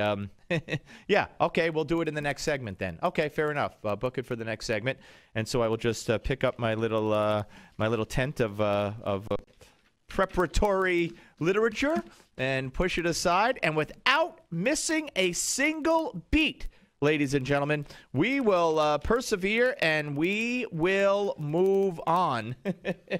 All right, and in moving on, let me just say that New York City is in about a month is about to swear in a new mayor. Now, I'm no fan of the current mayor. You might have heard of him. The name is Michael Bloomberg, who changed the rules or had the city council change the rules to run for a third term when he swore he wouldn't do it, and blah, blah, blah. He only won by a couple of percentage points after severely outspending his opponent 4 years ago. But, of course, he couldn't run this time.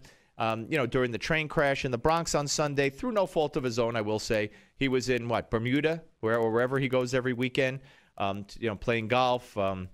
Didn't feel it necessary to get in his private jet and hightail it back to the Bronx. That we could argue about that. We could argue about the soft drinks and trying to ban large soft drinks and what he's done to smoking. Even the ability of a private restaurant to be a smoking restaurant only or have smoking sections only, all that's out the window. We could argue about his nanny state, which he has tried to implement in New York City. But say one thing for Mayor Bloomberg. He had Police Commissioner Ray Kelly. Okay?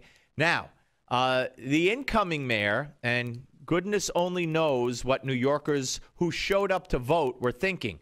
And only 24%, I believe, voted in the November elections in New York City for mayor of New York. And Bill de Blasio, who has no managerial experience whatsoever, beat a former member of the Giuliani administration who ran a terrible campaign, who was awful, who acted like he didn't even want a difference between him and his opponent. I mean, it was just I can't imagine that someone got paid to advise Joe Lhota how to run his campaign. Having said that, we have serious problems if you're a New Yorker. And in the wake of what's happened in Detroit, and we'll be speaking a little bit later on with Charles Payne of the Fox Business Network about Detroit and the economy. What Bill de Blasio is planning on doing is, first of all, taxing the so-called rich, and we know what that means. Middle class and people with money, people who provide jobs, people who have businesses here, corporations that are here. He's going to tax those people right out of the city. And he says he's going to use the money to pay for universal preschool for all New Yorkers. Okay, that's number one. He also was at he says we're in a progressive moment right now. And he was at a fundraiser for some union. And here's the deal. Actually, it was for the group New York Communities for Change. That's the group that he was speaking at. He has promised unions in this city of New York all kinds of goodies. Okay, new contract, this, that, they got to get what they deserve. Detroit is now $18 billion. Well, I won't even say in debt. They declared bankruptcy because they were $18 billion in debt. A lot of that was due to people like de Blasio running the city for decades and decades. And now they're in a hole they can't dig out of, so they declared bankruptcy. And here, de Blasio, who has kicked Ray Kelly out, made it clear he had no interest in Ray Kelly, made it clear he had no interest in the way NYPD was doing its job, even though NYPD is the finest police department in the world. And he's promising, to rein in the police, to put controls on the police, to put New York in a financial hole. I don't know. I just don't understand it. I just don't understand it. And as someone who works in the city, I don't live here anymore. I haven't lived here in about 14 years. But I got to tell you, it's not good. It's just not good. And I think America will be watching. America will be watching. And New Yorkers who sat home and didn't vote, 3-1 this guy won the election, with 25% or 24% of the registered voters showing up to vote for the mayor of New York City back in November. So a lot of people are going to have a rude awakening because they probably figured, well, what's the difference? They didn't know who Joe Lhota was, probably. They didn't even know two people were running, which is sad on its face. So we're going to have to wait this out, but it's not going to be good. It's not going to be pretty. Ann Coulter wrote a piece lamenting that fact, and most people are in agreement that this is going to be a very troubling time for New York City. And first and foremost, what do you worry about as someone who comes into the city, lives in the city, works in the city? Safety. You worry about safety. And you're quote unquote reining in the police. You're changing police commissioners. You're saying the police have been abusive. You're saying that their stop and frisk will be stopped. Programs that have worked, that have saved the lives of thousands of minorities over the years. That's all going to go away. Now, I was in New York City when David Dinkins was mayor, and we had 2,000 murders in a year. Now we're under 500. I was in New York City under David Dinkins when we had the Crown Heights riots, and reportedly David Dinkins said, let them vent, meaning the blacks who were rioting against the Jews in Crown Heights.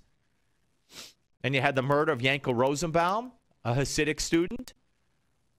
I was in New York under David Dinkins when you couldn't walk in Times Square. I was in New York under David Dinkins when you'd stop at a light and the squeegee men would come up. You know what the squeegee men are? Anybody in the control room remember the squeegee men?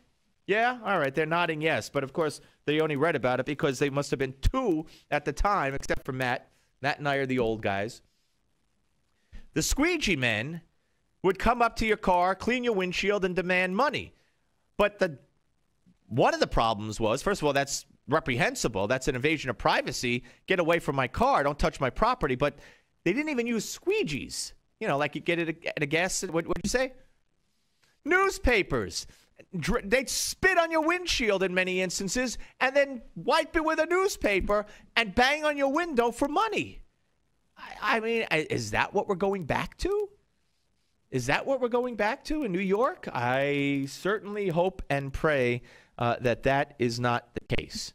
But, you never know, and we will not know until we see exactly what it is that's going to happen. But it's not good. Now, let me tell you something here that I haven't talked about yet. And by the way, Bill Richardson in the next segment. Then in the next hour, we're going to go Charles Hurt in his weekly segment from the Washington Times. We'll be joined by Charles Payne, Fox Business Network. Congressman Tom Cole will be here. And Evan Hurst from Truth Wins Out, a gay activist organization, to talk about a push to end the 30-year ban on blood donations from gay men. And I don't know what to say other than I don't understand. I mean, this 30-year ban was in place for a reason. As I'm no doctor, but I've read reports from doctors, and I'll quote a doctor in the conversation with Evan. And there's a report out from the CDC just yesterday about the percentage of men with gay men having unprotected sex. And the rate of HIV among the gay male population, wow! Considering the overall population of people with HIV, what percentages are gay male? I'm sorry, why would we want to risk putting into the blood bank HIV-infected blood? I just don't get it. So we'll talk about that with Evan Hurst. I mean, maybe he'll educate me. I've been educated. It happened once before. Yeah, no, when I went to New York City public schools, when they were still good. But get a load of this one. Or as Wolf Blitzer would say, now get this. Harry Reid. They had to shake him and wake him up. But Harry Reid, one of the architects of Obamacare, is the only top congressional leader to exempt some of his staff members from signing up for Obamacare through the law's new exchanges. Reid is the exception among other top congressional leaders. John Boehner, Speaker of the House, Nancy Pelosi, Minority Leader, or should I say, Speaker and not Minority Leader. Anyway, you know what I'm talking about. I'm drawing a blank. Democratic Leader, Nancy Pelosi, Mitch McConnell, the Republican leader in the Senate, all have instructed their staffs to join the exchanges. This Harry Reid character has given exemptions to members of his staff. Why? Because the law stinks. Now, if anybody had a right to give exemptions, it would be Boehner and McConnell and every other Republican in the House and Senate, because not one of them voted for Obamacare. But Reid not only voted for it, naturally, he's one of the biggest supporters. And he's giving exemptions.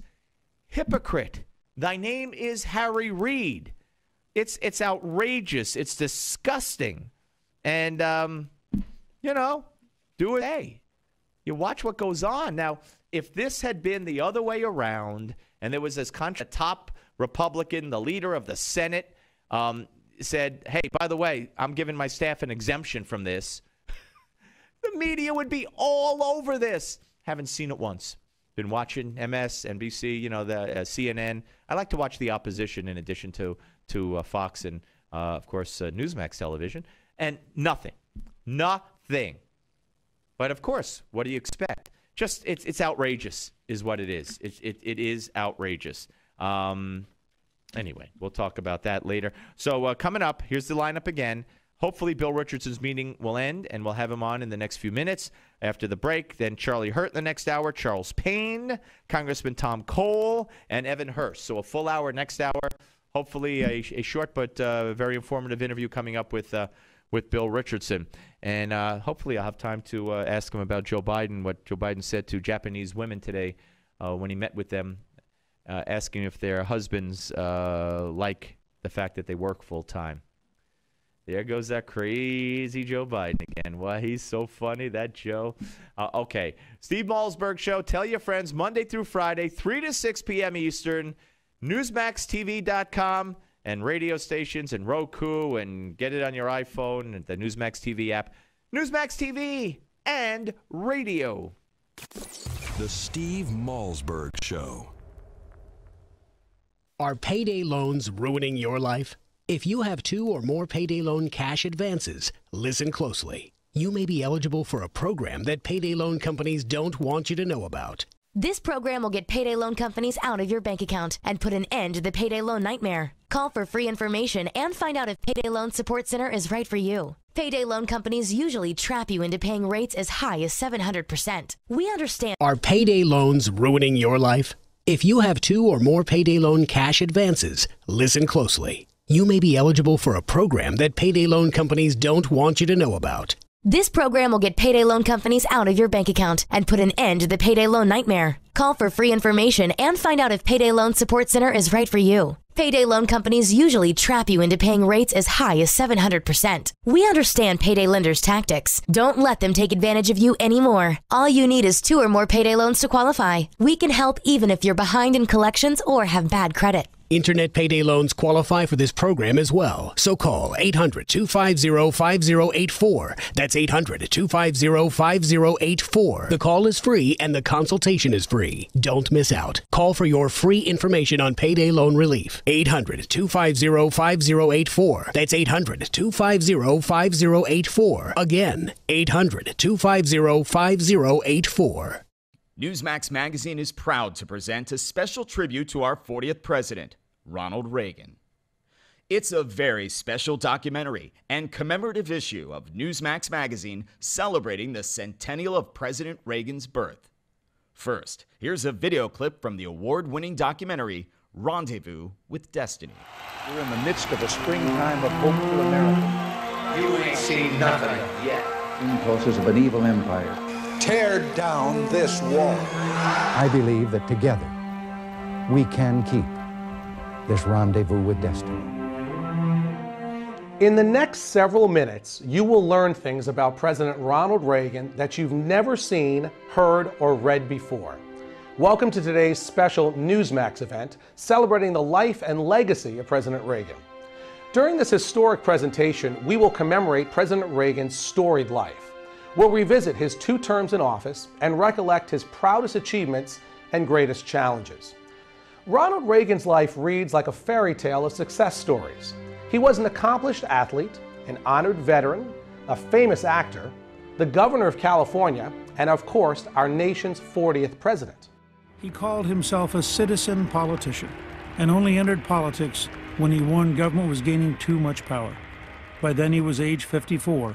With a successful career behind him. Twice elected President of the United States, Ronald Wilson Reagan was a contradiction to some. Once a Democrat, then a Republican. A champion of smaller government whose own government grew. A fiscal conservative who failed to balance the budget. His critics mistook his affability for weakness, but behind the smile and the charm existed an extraordinary leader with unique skills and bold and revolutionary ideas. We only had time to share just a few of the top defining moments in Ronald Reagan's presidency, but you'll get to see them all in Rendezvous with Destiny. By the way, the president's close relationship with the Pope is especially fascinating. You'll also learn how dealing with an alcoholic father helped shape Reagan's ability to negotiate. And if you ever wondered what the leader of the free world likes to get for the holidays, well, you'll find that out as well. So let's review today in this free offer. We are sending you a copy of Ronald Reagan, Rendezvous with Destiny, and the collector's limited edition of our issue commemorating the 100th anniversary of President Reagan's birth. Right now, when you subscribe to Newsmax Magazine, you can own both the DVD and receive the special Reagan 100th Birthday Commemorative Edition. That's $25 in bonus gifts when you subscribe. Go to newsmax.com/Reagan13 to subscribe today. Join the millions who read Newsmax Magazine every month.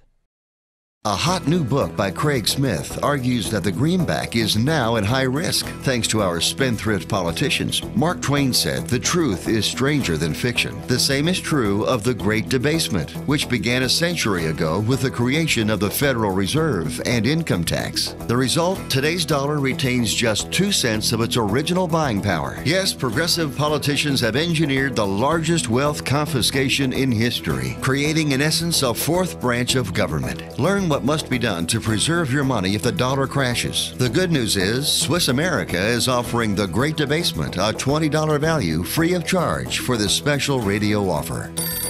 800-818-3967. 800-818-3967. 800-818-3967. Call Swiss America now for a free DVD. 800-818-3967. All right, ladies and gentlemen, as promised, we are joined right now by the former governor of New Mexico, former U.S. ambassador to the United Nations, former U.S. Energy Secretary, and they're all the same person. Governor Bill Richardson joins us. Hello, sir. Steve, thank you. Thanks for that nice introduction. Well, thank you for taking... It shows I can't keep a job. It shows you must have a big business card or small print on it. I don't know. But anyway, congratulations on the book, sir. First of all, it's a pleasure to have you on. I hope you'll come back in the future. How to Sweet Talk a Shark, Strategies and Stories from a Master Negotiator. Congratulations on the book. I mean, you've sat down with the dictators of the world, and what you do in this book, which we put up on the screen now, the cover is try to relate this for every person in everyday life, no matter who or whom they're dealing with, correct? That's right. We thought in difficult negotiations that I've had with dictators, how do you apply those difficult discussions, end games, to when you're talking or negotiating with your spouse, with your partner, with trying to get a car loan, trying to get something done in human interactions. And it basically doesn't parallel directly, but you always should use, I believe, a personal connection, sense of humor, know where you want to end up, know a little bit about the other side.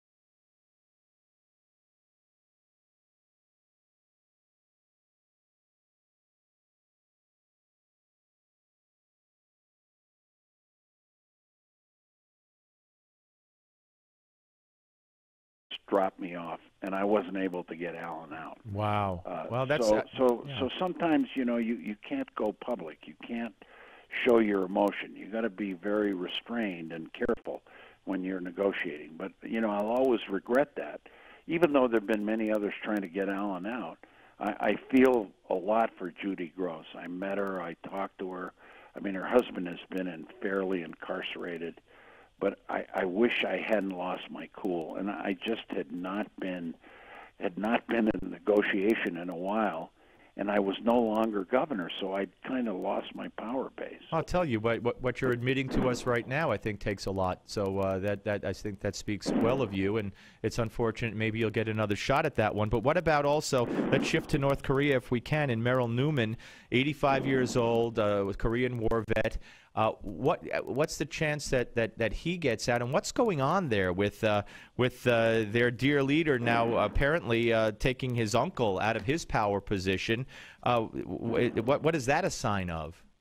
Well, my sense, Steve, is that this new young leader is getting himself firmly in control, and I don't think we should underestimate him. He's young, but he's purged a lot of the old military leaders that were loyal to his father. He's bringing his own people in, consolidating power. What is bizarre is the way they've treated this Merrill Newman, who's a war veteran, 85 years old, heart condition. He was there legitimately. I guess they found something in his war record that they didn't like. But it shows that this new leadership, they're not following the patterns that they had before. Like when I was negotiating, I've gotten a couple of hostages out from North Korea, but there was always a pattern. The pattern was there's a confession, they apprehend them, but then they negotiate with high-profile people, and they leave. In this case, there are 2 American detainees, and the North Koreans, they're acting very strange. They took Merrill Newman off the plane. He was leaving Pyongyang. Yeah. So it's a big uncertainty. I went to North Korea in February with the head of Google, with Eric Schmidt. I remember that. The North Korean leader wouldn't see us. Well, yeah, I remember that too. Yeah. He saw Dennis. Well, that's what I was going to ask you. We only have a minute left, unfortunately, sir. But what about Rye? He's going back with some former NBA stars. Is that helpful or not? Well, I thought it would be helpful, but I don't think so. It doesn't seem like Rodman is trying to help get get Merrill Newman out or Kenneth Bay out. I wish he would. I don't think it's helpful now. I thought at the time it would be, because he's the only guy that'll talk to Kim Jong-un. I know. So I'm hopefully something good will happen. The North Koreans are up to something. They want these 2 Americans as bargaining chips. Hopefully they'll make a move soon, and we'll get these 2 Americans out. Sir, we had to do a shorter segment because of the move in time. I hope we could call on your publisher, bring you back in a week or so, and do a little longer segment. I'll be glad to. I'd love to be on the show. I'm sorry. Thank you. No, that's okay. Thank you very much. The book is How to Sweet Talk a Shark, Strategies and Stories from a Master Negotiator, Governor Bill Richardson. Thank you, sir. Appreciate it. The Steve Malzberg Show. Drug, alcohol, and gambling addiction can be devastating for you and your loved ones. Don't let the disease of addiction ruin everything you've worked so hard for. The Treatment Helpline has helped thousands of people just like you take control of their addictions and live healthier, cleaner, and happier lives. You are not alone. Now there's hope. The Treatment Helpline has helped people just like you overcome their addiction. If you drug, alcohol, and gambling addiction can be devastating for you and your loved ones. Don't let the disease of addiction ruin everything you've worked so hard for. The Treatment Helpline has helped thousands of people just like you take control of their addictions and live healthier, cleaner, and happier lives. You are not alone. Now there's hope. The Treatment Helpline has helped people just like you overcome their addiction. If you or a loved one is suffering from a drug, alcohol, or gambling addiction, let us help you today. Call 1-800-813-9821. Our seasoned addiction treatment professionals can show you how to use your private health insurance to help cover the costs of this life-changing program. Call now and get a free confidential consultation. 1-800-813-9821. That's 1-800-813-9821. Help is only a phone call away. Call 1-800-813-9821. That's 1-800-813-9821. Meet John and Nancy. They've spent their lives working hard and saving money, knowing that it would pay off in the end. But unfortunately, all that hard work and smart investing has gotten them nowhere. Then one day, John and Nancy picked up a free copy of Powerful Secrets to Achieve Superior Returns. This book revealed 24 little-known investments that put them back on track to a happy and secure retirement. Get your free copy of Powerful Secrets at myfinancialage.org. In 2013, half of your friends, family, and neighbors may lose their jobs, all while you are robbed of 90% of your life savings, investments, and home's value. Controversial economist Robert Wiedemer, who was the only expert to predict the recession, has released a startling video with shocking evidence that the powers that be have tried to ban. But that hasn't stopped 50 million people from getting the truth. Watch it at AftershockVideo.com. AftershockVideo.com.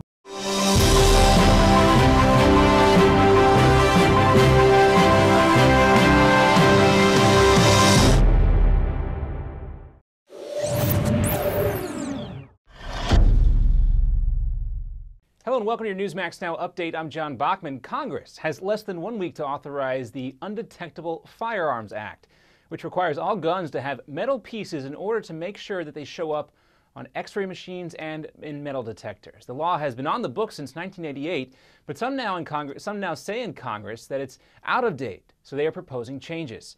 With only a voice vote, the House passed a resolution to reauthorize the act for more than 10 years. Now that bill heads to the Senate, where some lawmakers believe that new technology has made the law outdated. Under the current law, metal on plastic guns can be removable and isn't necessary to fire the weapon. Representative Steve Israel is among the lawmakers who want to change all of that. We don't want to make it easy for terrorists and criminals to bring guns past metal detectors onto our planes and into secure environments. Now, the law could also impact those new printed guns, which have also been made possible by new technology that did not exist when the original ban became law. And the engineer of that train that derailed in New York tells investigators that he was in a daze just before the crash. That, according to his lawyer. A union rep says William Rockefeller nodded off at the controls of the train when it jumped the tracks. Evidence shows that train was going way too fast. 4 people are now dead and dozens were injured in the crash. He zoned out. He had one of those where, whoa, you drive your car and, you stare at the same thing for so long, and he zoned and he caught himself, but he caught himself too late. Rockefeller's lawyer says he is cooperating with investigators. So far, though, they have found no mechanical reason for the crash. Alcohol tests on the train crew were negative. The results of drug tests are not yet available. There's no indication that the brake systems were not functioning properly. And federal safety inspectors are also trying to figure out how a 25-year-old construction worker fell to his death at Texas A&M's Kyle Field. They are working on a $450 million renovation on the football stadium there. An OSHA spokesman said the department is on the site investigating the accident. We are investigating right now.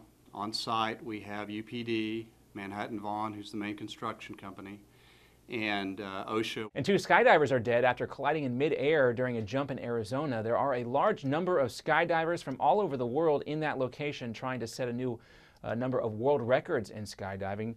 No determination yet on if any of that contributed to the accident. These people involved all have a lot of jumps. I don't think there'd be anybody with less than 1,000 jumps, so very experienced skydivers. And coming up next on our Newsmax Now update, an exclusive interview with former Ambassador Eric Javits. What does the expert on international weapons policy think about a new deal just inked with Iran? Plus, is one town being a Scrooge when it comes to Christmas lights, or are they just looking out for everyone's safety? Next.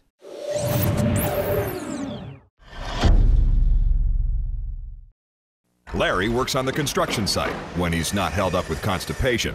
Mary sits all day at a desk, which does little to relieve gas and bloating. You can't schedule abdominal discomfort, but you can help alleviate it with Back2Pro. Developed by holistic medical doctor David Brownstein, Back2Pro is the fiber probiotic supplement that comes in the form of an easy-to-eat, tasty wafer. It includes the most essential ingredients necessary to help support your healthy digestive and immune function. Experience the results. Learn how you can receive a 30-day supply of Back2Pro. Just visit Back2Pro.com/offer. All you cover is a $4.95 shipping fee. Act now now, and you'll also be given instant access to our downloadable special report, A Doctor's Guide to Probiotics and Your Health. Do something about your digestive health now. Get your 30-day supply at bactopro.com/offer. That's BACTIPRO.com/offer. Limited time only. Bactopro.com/offer. Attention seniors and baby boomers. A new website has been created just for you. SocialSecurity311.com. At SocialSecurity311.com, we reveal a weird trick that could help you add $152,000 to your Social Security payouts. For example, did you know how you file for Social Security can dramatically change the amount of money you collect? One simple step could add up to $1,000 to your monthly payouts. And other loopholes we found reveal 33 ways for big savings on your health care. At SocialSecurity311.com, you will also discover how you could save up to 50% on your groceries, along with 49 other ways to save as much as $50,000 starting today. Newsmax says this website is a critical resource for anyone over the age of 50. So go to SocialSecurity311.com now to find out how you could add extra money to your Social Security checks. That's SocialSecurity311.com. SocialSecurity311.com. Welcome back. Residents in a neighborhood in California are outraged after receiving letters from officials saying that they have to take down their Christmas lights or face a code violation. Officials there say the displays are a safety hazard, but residents have vowed to fight City Hall. And the White House announcing today that they oppose new sanctions proposed by a bipartisan group of senators against Iran, but former Ambassador Eric Javits tells Newsmax TV in an exclusive interview that the U.S. must be absolutely clear and very firm with Iran while both sides negotiate this 6-month weapons pact. If you took a very hard line, but then spent a lot of time with a lot of respect and tolerance and patience explaining why that hard line was necessary, and that what other things you might be able to do for them if they accepted the hard line, generally worked out favorably. That's going to do it for this edition of your Newsmax Now Update. I'm John Bachman. Now here's the Steve Malzberg Show, live from New York. Malzberg Show at Newsmax.com. Here is Steve Malzberg. That I want to spend some time talking about today, and that is a dangerous and growing inequality and lack of upward mobility that has jeopardized middle-class America's basic bargain, that if you work hard, you have a chance to get ahead. I believe this is the defining challenge of our time, making sure our economy works for every working American. That's why I ran for president. It was the center of last year's campaign. As I said earlier, oh, that's why he ran for president. I didn't know that. To make sure. Welcome back to the Steve Malzberg Show. Joining us now. I can't believe it's Wednesday. I can't believe it's the final hour of the Wednesday show, but here he is again. Charles Hurt, ladies and gentlemen, of the Washington Times. Hello, Charles. Hey, Steve. Thanks for having me. You have a great Thanksgiving? Oh, just marvelous Thanksgiving. Good, good. And good. It's always good to be with family. Yeah, that's what it's all about. All right, so there's Obama yesterday. I'm telling you, he goes from one topic to the next, but this is who he is at his core. Before we get to your great column today about the post office, which just again shows how great government gets things done. But this is, I mean, if it were up to him, he'd have us all making the same amount of money, living in the same size homes, driving the same small little cars, because that would be fair. That certainly would be in his mind, just to have us all move to the ghetto and be poor and not have health care, which really is, I mean, the notion that he is claims to be trying to close the gap, the wealth gap, is amazing.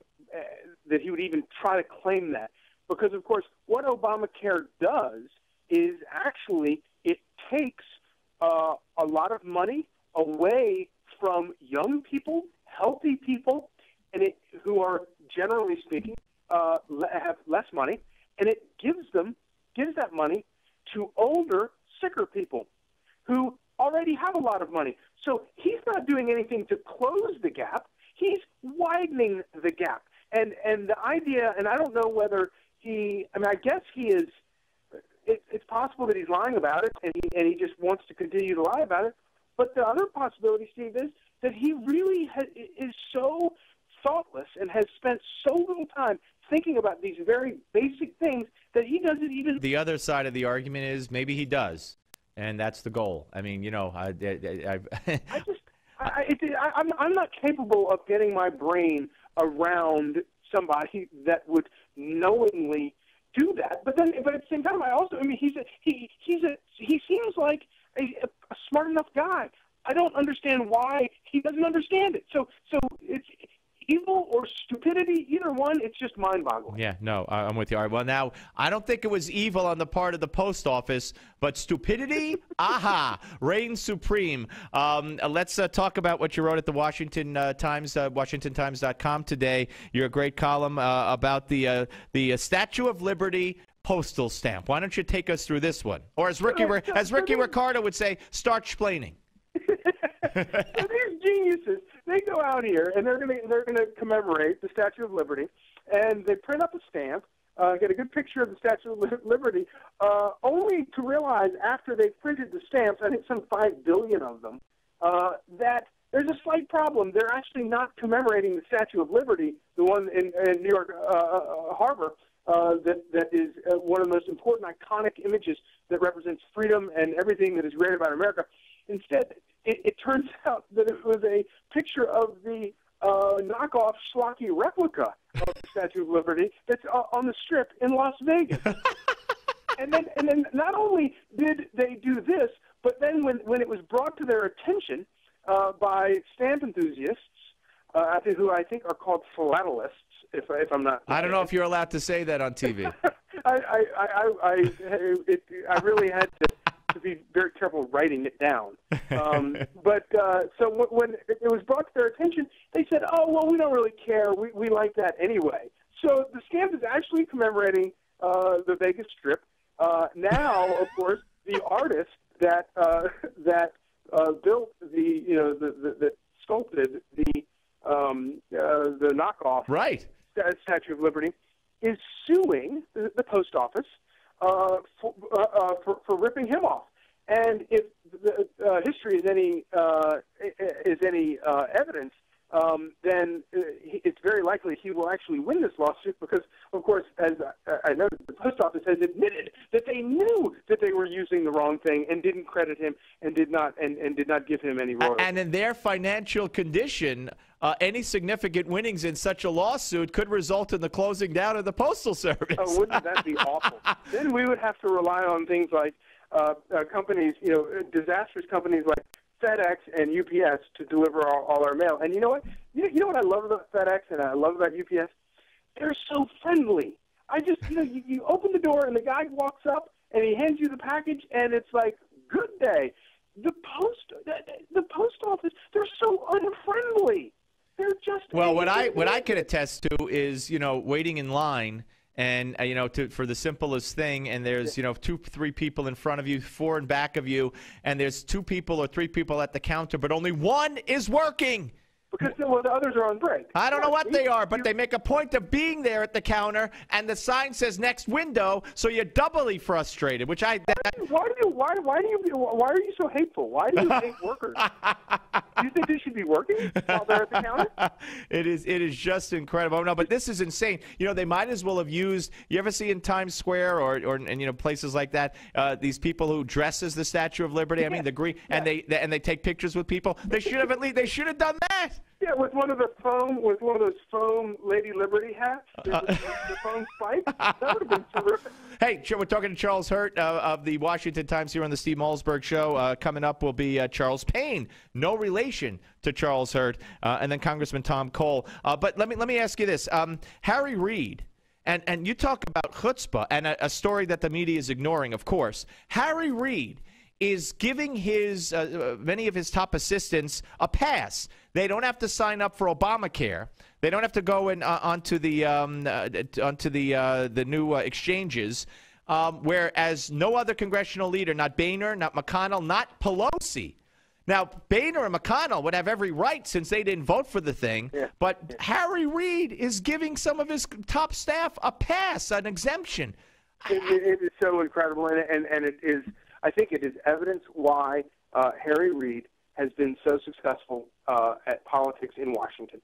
Is that the man operates without an ounce of shame about anything. And if it benefits him or benefits somebody he wants to benefit, he has no problem just doing that. And it's the height, as you point out, the height of hypocrisy.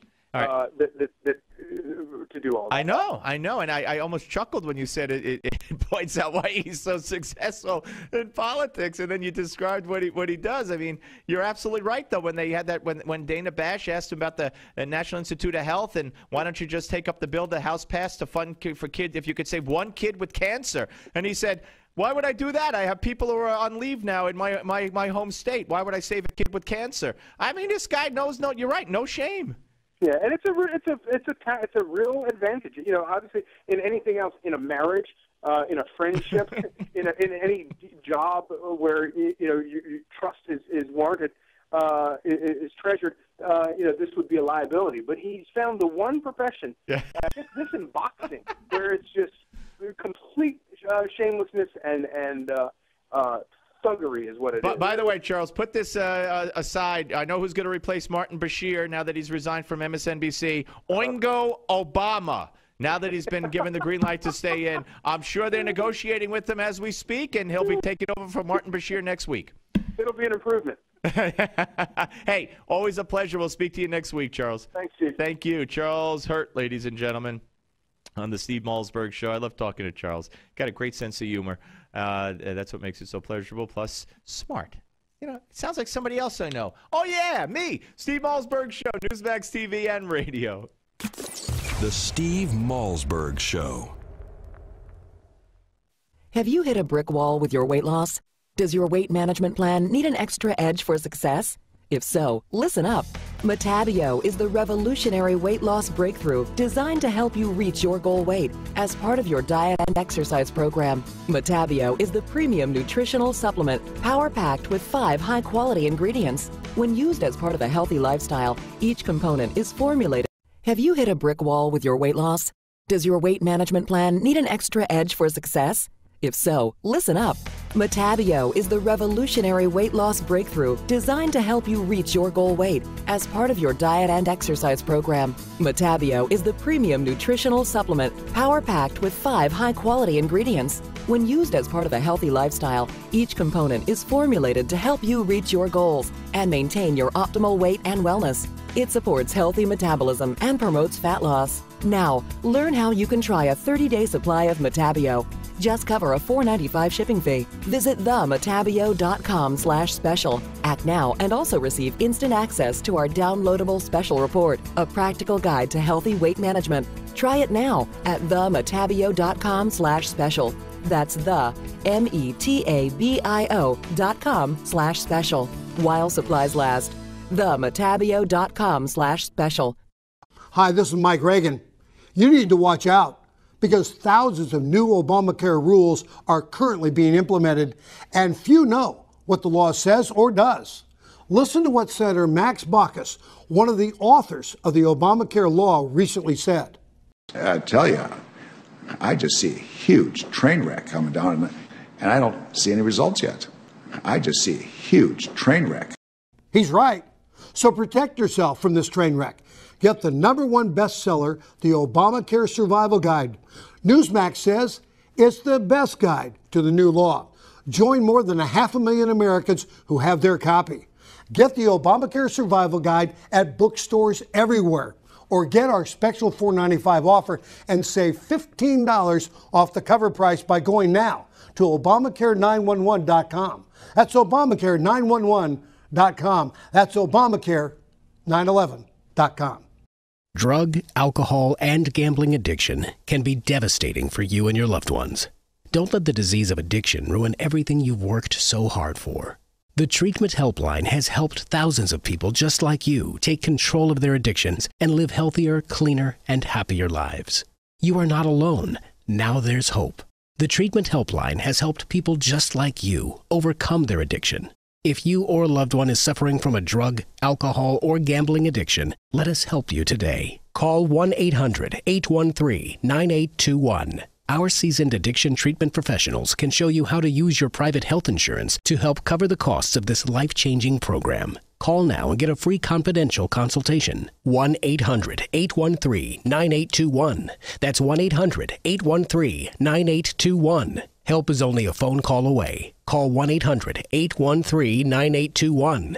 That's 1-800-813-9821. Tired of calls, levies, and liens from the IRS or hiring others who don't get the job done? Call Wall & Associates and you'll never talk to the IRS again. The IRS has a program to eliminate tax debt, and Wall & Associates professionals are trained to maximize its benefits for you. You always speak with a live person with real support and real knowledge. We've helped thousands of taxpayers like you settle their tax debt with the IRS for a fraction of what they owe. We solve tax problems. Call Wall & Associates now. 800-574-6029. We have the professionals who know how to solve tax problems. If you owe money to the IRS, your tax problems are not going away by themselves, and the passage of time will only make matters worse. Act now, before it's too late. Call Wall & Associates right now to speak to a professional tax relief agent. Call 800-574-6029. That's 800-574-6029. Again, 800-574-6029. And welcome back to the Steve Malzberg Show, ladies and gentlemen. There were jobs numbers out today, not the official numbers, not the fudge numbers from from the government. These were the ADP numbers in anticipation of, or in advance, I should say, of Friday's numbers. And joining us now to talk about that and Detroit. We'll send you to Detroit. And that would be Charles Payne, Fox Business host and analyst. And check out his website, wstreet.com. Hey, Charles. Hey, man. How's it going? Good. Good to talk to you. It was good to see you down at Restoration Weekend. That was fantastic. 3 weeks ago already. You believe it? Yeah. Unbelievable. All right. So these numbers, the media is all up in, hey, this is great. 200,000 jobs. Whoa. It's better that if that comes to fruition, it's better than we've had, but it's still not enough. Yeah, and that's where we are right now. Listen, we've learned to celebrate mediocrity. I mean, we're being told as a country that our goal should be to climb out of the lower part of the economy into the lower part of the middle class. So instead of the government paying all your bills, you'll live paycheck to paycheck. We're being told to accept all of this, and to a certain degree, at least the stock market has. Now, listen, I will say the silver lining is it's gotten a lot better since August. In August it was 151,000 jobs, but 215,000 jobs at this stage of a so-called recovery. Heck, a year ago in November it was 276,000 jobs. So it's one of these things where you try to make the most of it. You can pick out a silver lining here and there, but it's nowhere near where we should or could be as a country. Yeah, no, absolutely. And what about looking ahead to the quantitative, the QE easing of the the Fed easing the buying? I've heard reports that could start as soon as next month. Do you foresee that?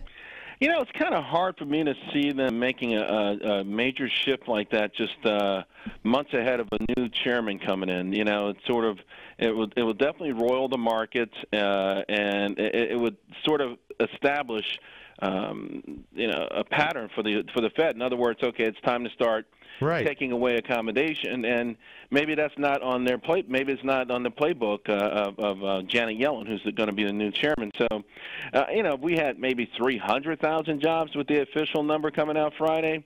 400,000 jobs, which, by the way, it sounds crazy. It almost sounds like I'm a lunatic talking like this, but it happened before. This has been the worst post-recession recovery. Once during Reagan's term as president, we had 1 million jobs in 1 month. I was going to say 1 million. No, we're in the 100,000s, and that's what they go good or bad based on that number. Like you said, low expectations. Yeah. Maybe it'll be Bernanke's parting shot. You never know. You never know. If Bernanke were to buy fewer bonds, to me it would actually be a mea culpa that, hey, this stuff just doesn't work, because at the end of the day, it's done nothing really in my mind for Main Street. We enable the federal government to spend money it doesn't have, and we've been buying junk from banks, and we don't even know what that junk is.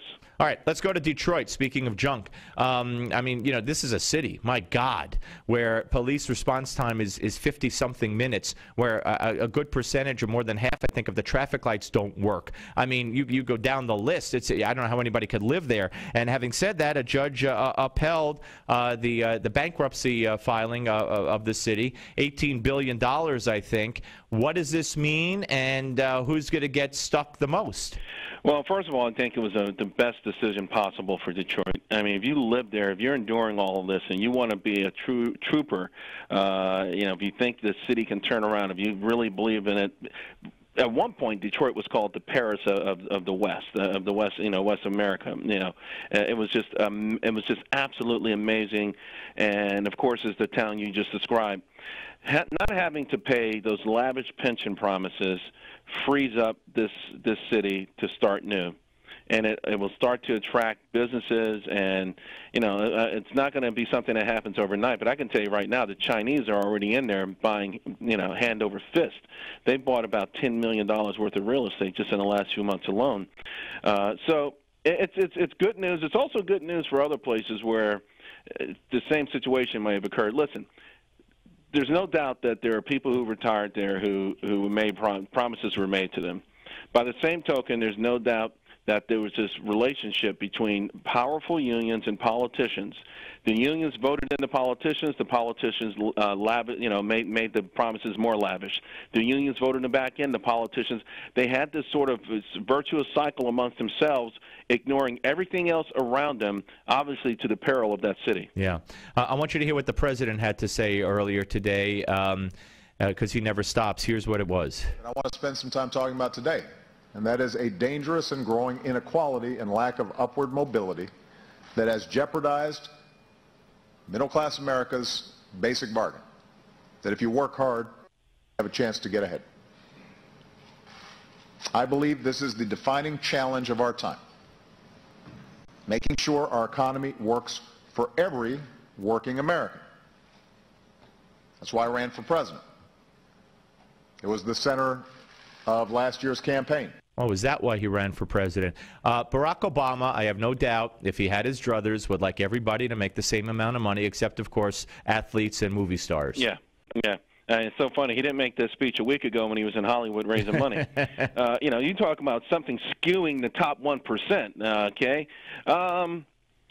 He does this ahead of this big thing tomorrow on Thursday with the unions protesting at restaurants. Right. We have a free market system, and the president doesn't respect that free market system, and so he uses buzzwords like people working, there's a basic bargain. Well, if you put yourself in a position where you can only get a job at a minimum wage business, you actually did something. Now, I'm not saying you weren't born in a disadvantaged position, but in America, everyone has an opportunity, and what the president is actually preaching is the most dangerous thing out there, that wages should be artificially raised, that mediocrity should be rewarded and encouraged.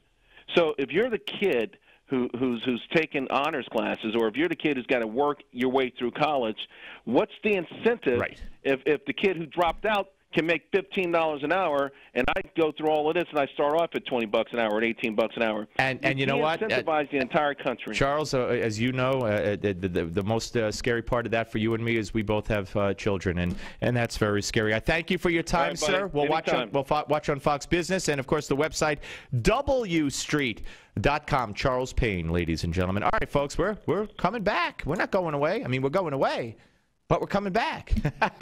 I hope.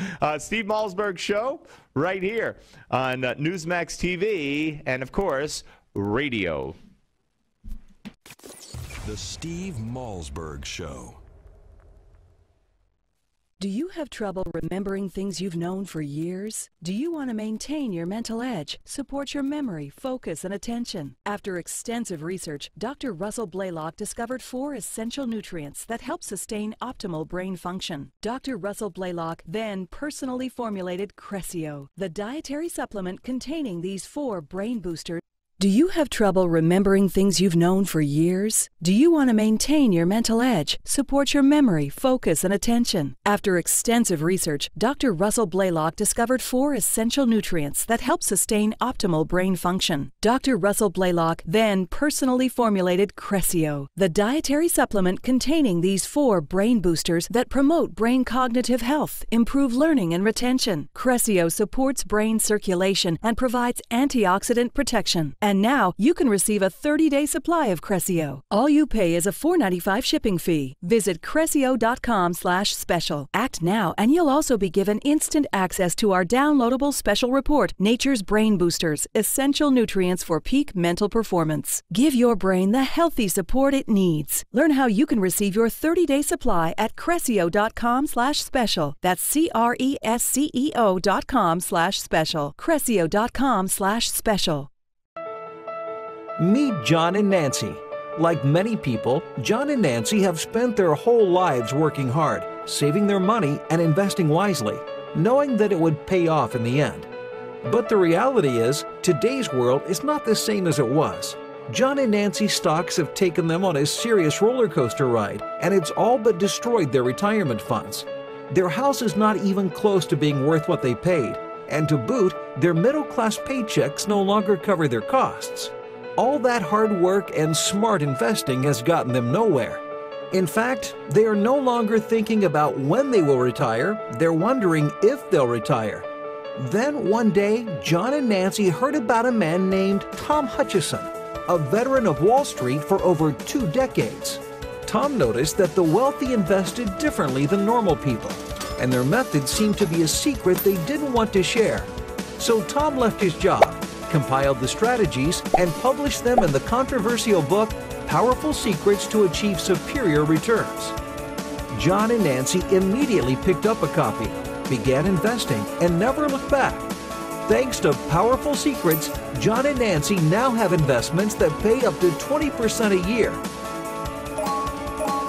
They learned about unique tax-advantaged investments, and their favorite chapter revealed a strategy that anyone can use to turn $50,000 into $1 million.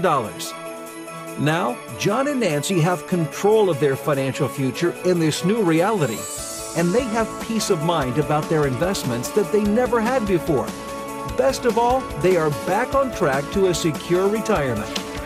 To get your free copy of the book, Powerful Secrets to Achieve Superior Returns, simply visit www.myfinancialage.org.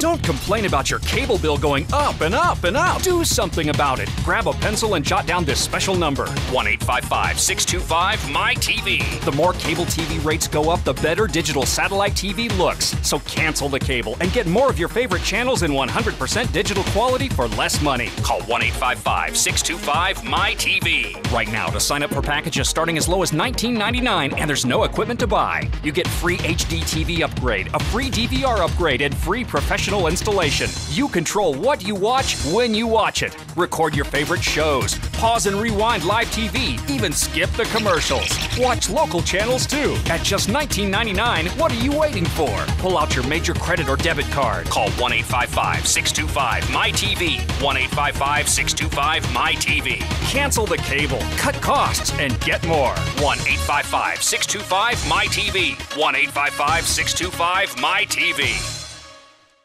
Is streaming. The most technology advanced radio show is on the air. Here's the captain of this enterprise, Steve Malzberg.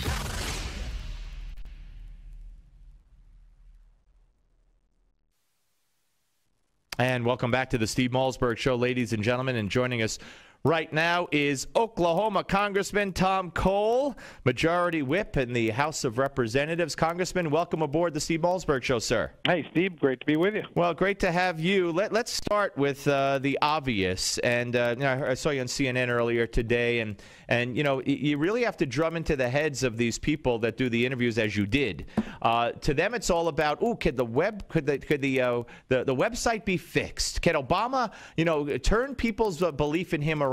It's not about the website, as you so correctly point out. It's about a disaster of a policy. It really is, and frankly, if they get the website fixed, people are just going to find out faster how bad it's going to be for them individually. There are millions of people who are going to lose their insurance, who are going to see their rates go up. Who are going to have pay for more coverage than they want in some cases, or get less coverage than they're paying for in others. So it really is a fundamentally flawed policy, and I think the White House is doing the best they can to put a bad or a good face on a really bad situation. Now, to me, one of the headlines that was, has gone virtually unnoticed and on purpose by the media, when Kathleen Sebelius testified before the House, and she admitted that, yeah, a convicted felon might have access to your information if you're giving it to him on the computer, on the phone. They go through it as navigators. We had no background checks for people. And now you couple that with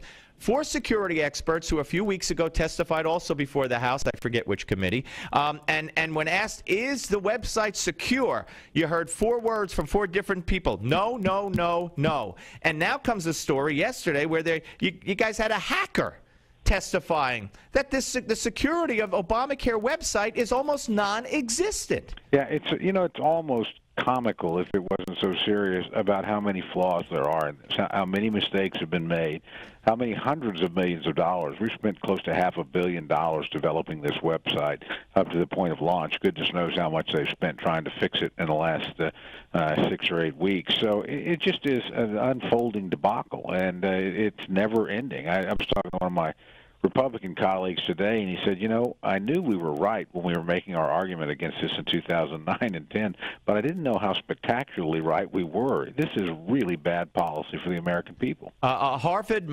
poll, a millennials poll out today, found only 22% of young Americans, defined as between 18 and 29, 22% of them plan to sign up for Obamacare, and even more troubling for the administration, fewer than a third, 29% of people who currently do not have health insurance plan to enroll. So on that premise, if that's a fact, then even if everything else were working brilliantly and this was a wonderful policy, and it couldn't sustain itself based on these numbers. It really can't, and I think what we're going to see next year, number one, obviously we're going to see businesses come under the mandate, and I think that means a lot of businesses, quite frankly, are going to get sticker shock and drop insurance and pay the fine, put their people on the exchanges, maybe give their folks a little boost in pay, but it won't cover what they're losing. The other thing you're going to see, I think, for the people that do get enrolled, because the composition of this pool is so skewed toward people that are older and sicker, from what we can tell, you're going to get real rate shock next year. I mean, the initial rates, which are already higher than what many people are paying,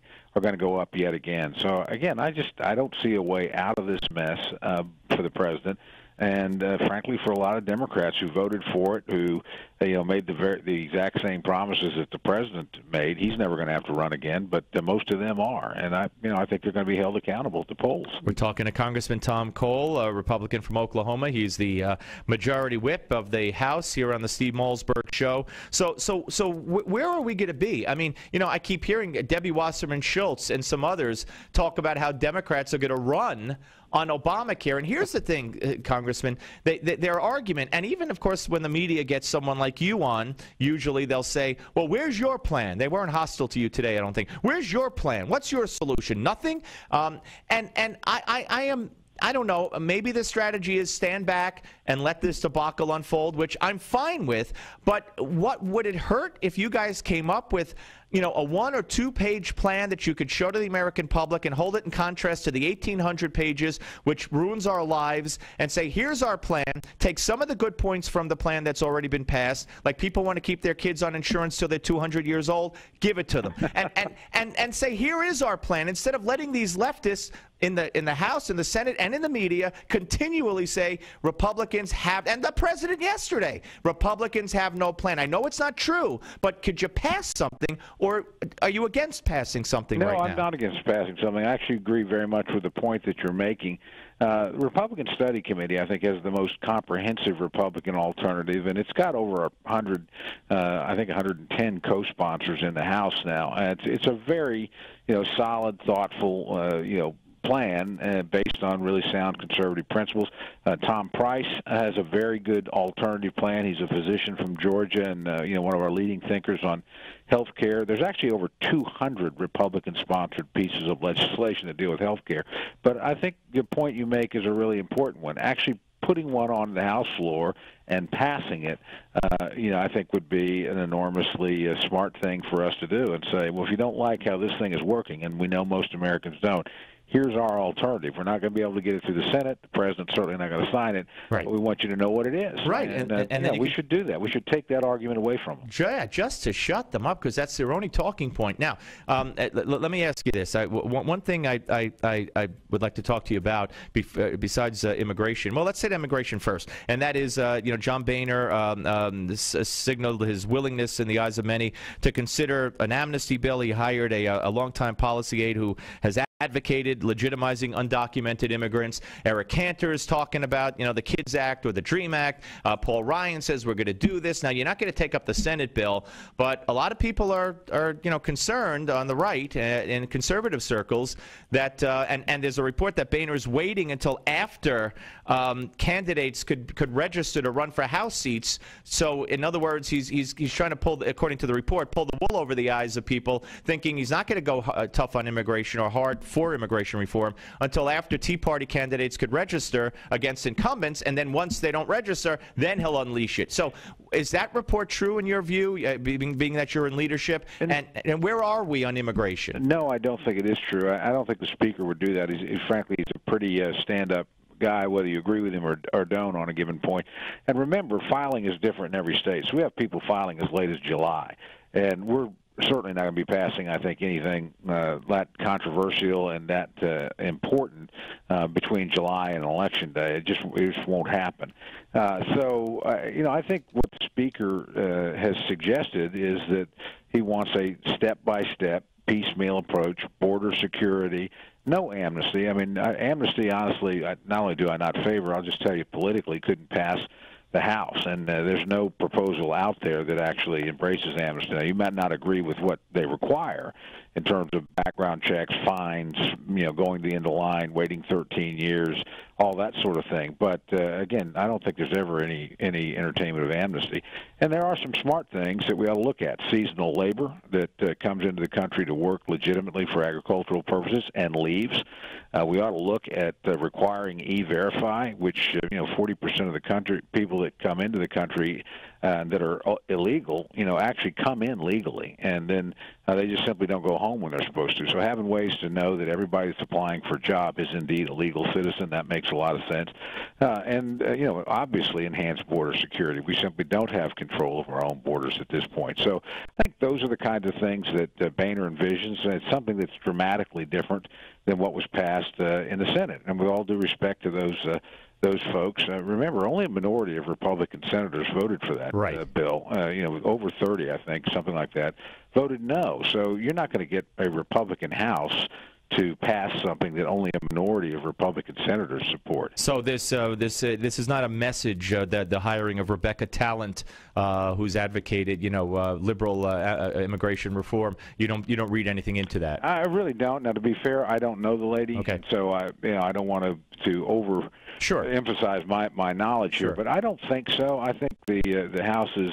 Boehner though, so based on that, again, he's not told us anything like that, and again, I've never found him to deceive members. Gotcha. One more, and I appreciate your time, Congressman. Really do. We're talking to Congressman Tom Cole, the Majority Whip of the House, Republican from Oklahoma, on the government shutdown, and you were dead set against that. Why couldn't it have been presented before and after that this was the president's shutdown? I know the media would never acquiesce to that explanation, but why couldn't it? You guys have all said we're not shutting down. You tried, some of you tried, but you were against it. Why do you even today basically kind of said, we shut down the government? Didn't the president shut down the government by in an unprecedented fashion saying, I will not talk about anything? And he was willing to go over that so-called cliff based on a one-year delay of the medical device tax. That's how weak your demand was at the end. And he still said, I will not talk. So wasn't it his shutdown? And didn't you guys at the end cave because you wanted to protect the country from the going into uncharted waters with a president who was willing to go there based on a one-year delay in a medical device tax? I mean, I don't understand why it's the Republican shutdown. Well, I think the president probably wishes he'd have accepted our initial now, offer yeah, to delay Obamacare. He'd have been much better off to do what we said. Look, this is just a difference of opinion inside the Republican conference. But number one, when you shut down a government, you do put a lot of people out of work. I mean, thousands, and we're talking defense workers. Oh, I understand. It's just my question is just who did it. Yeah, well, I think, honestly, okay, the president, you could argue, did it by not giving in to our demands.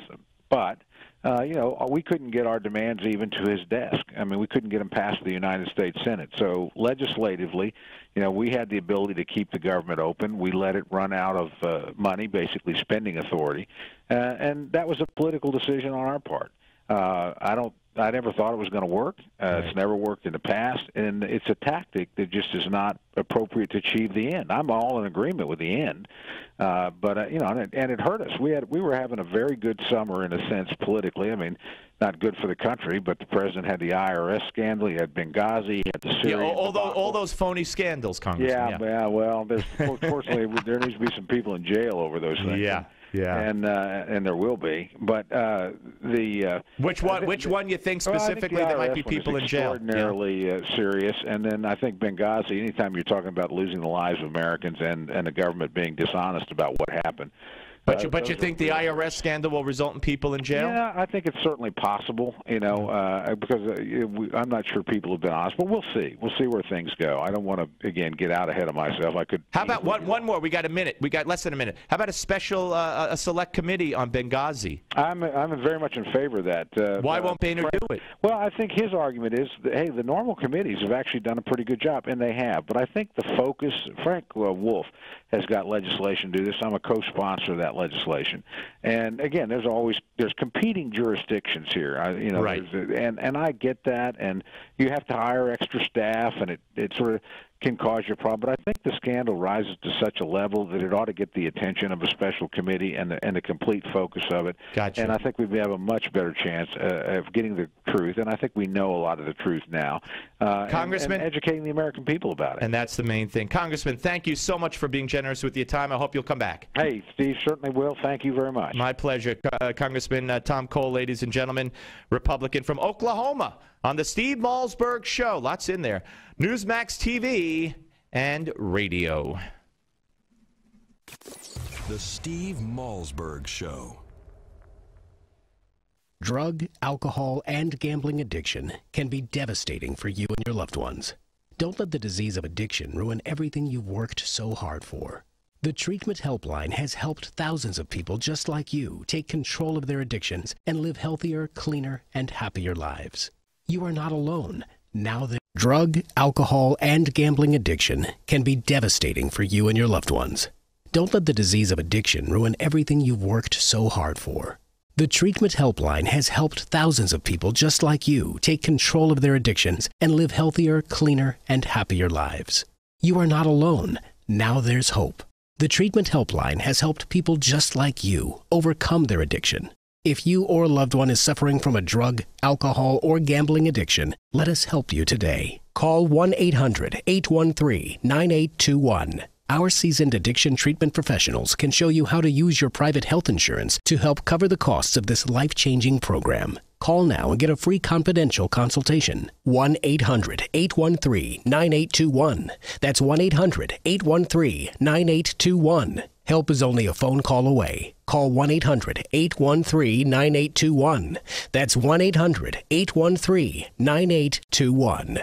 Newsmax Magazine is proud to present a special tribute to our 40th president, Ronald Reagan. It's a very special documentary and commemorative issue of Newsmax Magazine celebrating the centennial of President Reagan's birth. First, here's a video clip from the award-winning documentary, Rendezvous with Destiny. We're in the midst of a springtime of hope for America. You ain't seen nothing yet. Impulses of an evil empire. Tear down this wall. I believe that together we can keep this rendezvous with destiny. In the next several minutes, you will learn things about President Ronald Reagan that you've never seen, heard, or read before. Welcome to today's special Newsmax event celebrating the life and legacy of President Reagan. During this historic presentation, we will commemorate President Reagan's storied life. We'll revisit his 2 terms in office and recollect his proudest achievements and greatest challenges. Ronald Reagan's life reads like a fairy tale of success stories. He was an accomplished athlete, an honored veteran, a famous actor, the governor of California, and of course, our nation's 40th president.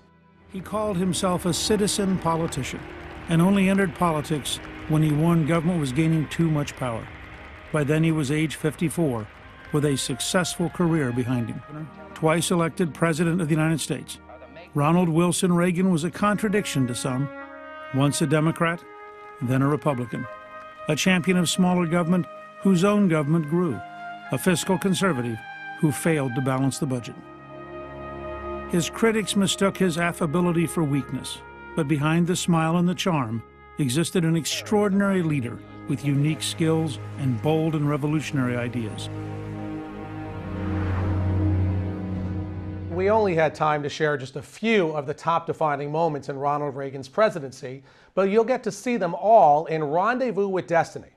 By the way, the president's close relationship with the Pope is especially fascinating. You'll also learn how dealing with an alcoholic father helped shape Reagan's ability to negotiate. And if you ever wondered what the leader of the free world likes to get for the holidays, well, you'll find that out as well. So let's review today in this free offer. We are sending you a copy of Ronald Reagan, Rendezvous with Destiny, and the collector's limited edition of our issue commemorating the 100th anniversary of President Reagan's birth. Right now, when you subscribe to Newsmax magazine, you can own both the DVD and receive the special Reagan 100th birthday commemorative edition. That's $25 in bonus gifts when you subscribe. Go to newsmax.com/Reagan13 to subscribe today. Join the millions who read Newsmax magazine every month.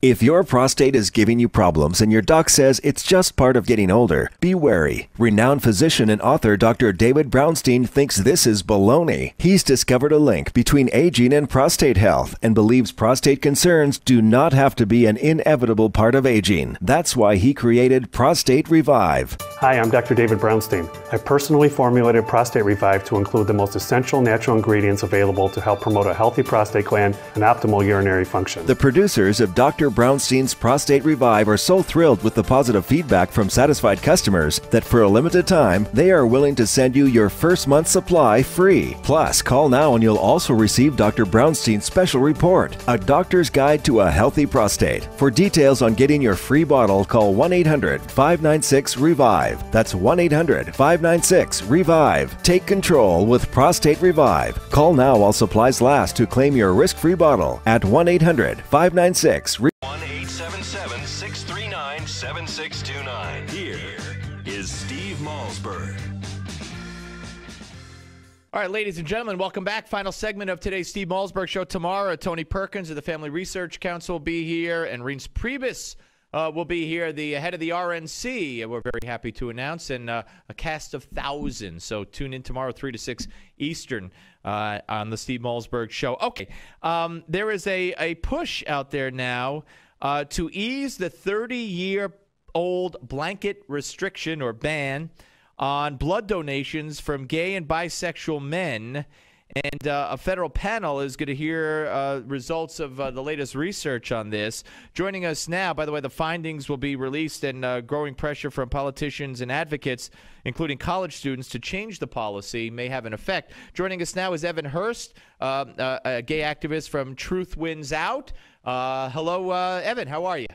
I'm great, Steve. How are you? Make sure you say hello to my buddy Wayne Besson, the head of your organization. We go way back. I absolutely will when I speak to him. Okay, and we talk quite often on this show. Okay, here's the deal. Explain to me why we should end this ban on blood donations from gay and bisexual men. Well, actually, what I find that most of the advocacy organizations are saying, and definitely what our perspective is that it's not necessarily something that just needs to be flat out ended, but all of the professional associations like the American Medical Association, the National Hemophilia Foundation, all of the people who are really examining the science are saying that what we have right now is inadequate and doesn't really cover real issues. That by saying that gay bisexual men person, period, shouldn't be able to donate blood. Not only are you taking a lot of people out who would be healthy donors, and you're also failing to really screen for some of the other high-risk behaviors that should be screened for. So what are you advocating? How do you fix that then? What you do is you focus on screening out high-risk behavior in general, because what we have right now is a situation where somebody can be can take every blood test you give them, and they can know that they're a quality donor, but because they're a gay man, because they're in a monogamous relationship, they're just cleared right out, and that's not fair to not just LGBT people. It's not fair to their families. Well, I don't know why it's not fair. I don't know that you have a right to give blood. I mean, what do you mean it's not fair to them or their families? What does that mean? It's not that it's a right, but let me just give you a scenario here. I'm HIV negative. I come from a generation where we were surrounded by safe sex and use a condom every time. And let's just say somebody in my family needed a blood donation, and I was the only one who was eligible, who was a match. Well, I would have to lie for them to be able to let me donate blood. That's what I'm saying is not fair. And well, I don't have a problem. Well, that's ridiculous, because what they should do in that case is if it's a matter of donating to a specific person at the behest of that person, then they should test your blood for compatibility if it's for a disease, God forbid, and also to make sure your blood is clean. But for general donations into the general blood bank population, here are the latest statistics from the CDC. The number of gay and bisexual men in the U.S. who said they have had unprotected anal sex at least once in the past year jumped from 48% in 2005 to 57% in 2011. The CDC says it's cause for concern due to the high risk of being infected with HIV while having unprotected anal sex. HIV, gay and bisexual men account for almost 2/3 of new infections, as well as half of all the people in the U.S. who currently have HIV. They also said there's a steady rise in new infections in recent years, concentrated mainly among young gay and bisexual men. So why on earth would we allow that into the general population? Now, you say a monogamous relationship, and this goes for heterosexual and bisexual and homosexual couples.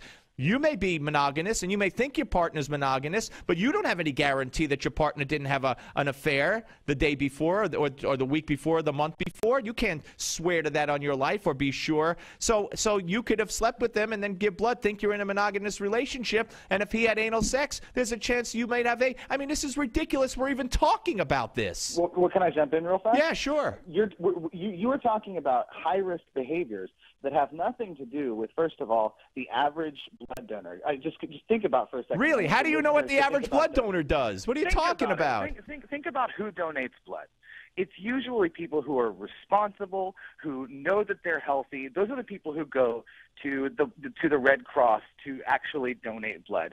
You're talking about 20-year-old, and we need to be very clear that those statistics on HIV, those are terrifying. But it's among very young gay men mostly. And so to take the fact that there is a growing crisis, which I would ask you and your listeners, what are you doing to help, with that? Because we think it's a crisis. We hate it. We wait. I should be doing something to stop gay men from having unprotected anal sex? Is that what you're saying? No, I'm saying to help with the education of these younger people who no longer think that HIV or AIDS is a death sentence. So no, we're not. I think it's incumbent upon the gay community to get that message out. And we're doing that, but honestly, the fact of the matter is that your listeners. Look, everybody in school is taught don't have unprotected sex. Everybody in school is taught of the dangers of sexually transmitted diseases. I mean, I don't know what you want, a federal program to educate people against unprotected anal sex? Look, unfortunately, Evan, we're out of time. I hope you'll come back and continue this because I think it warrants more talk. Steve Malzberg Show, Newsmax TV and radio. The Steve Malzberg Show. Constipation, gas, bloating. Most people suffer through. But now there's a simple solution for occasional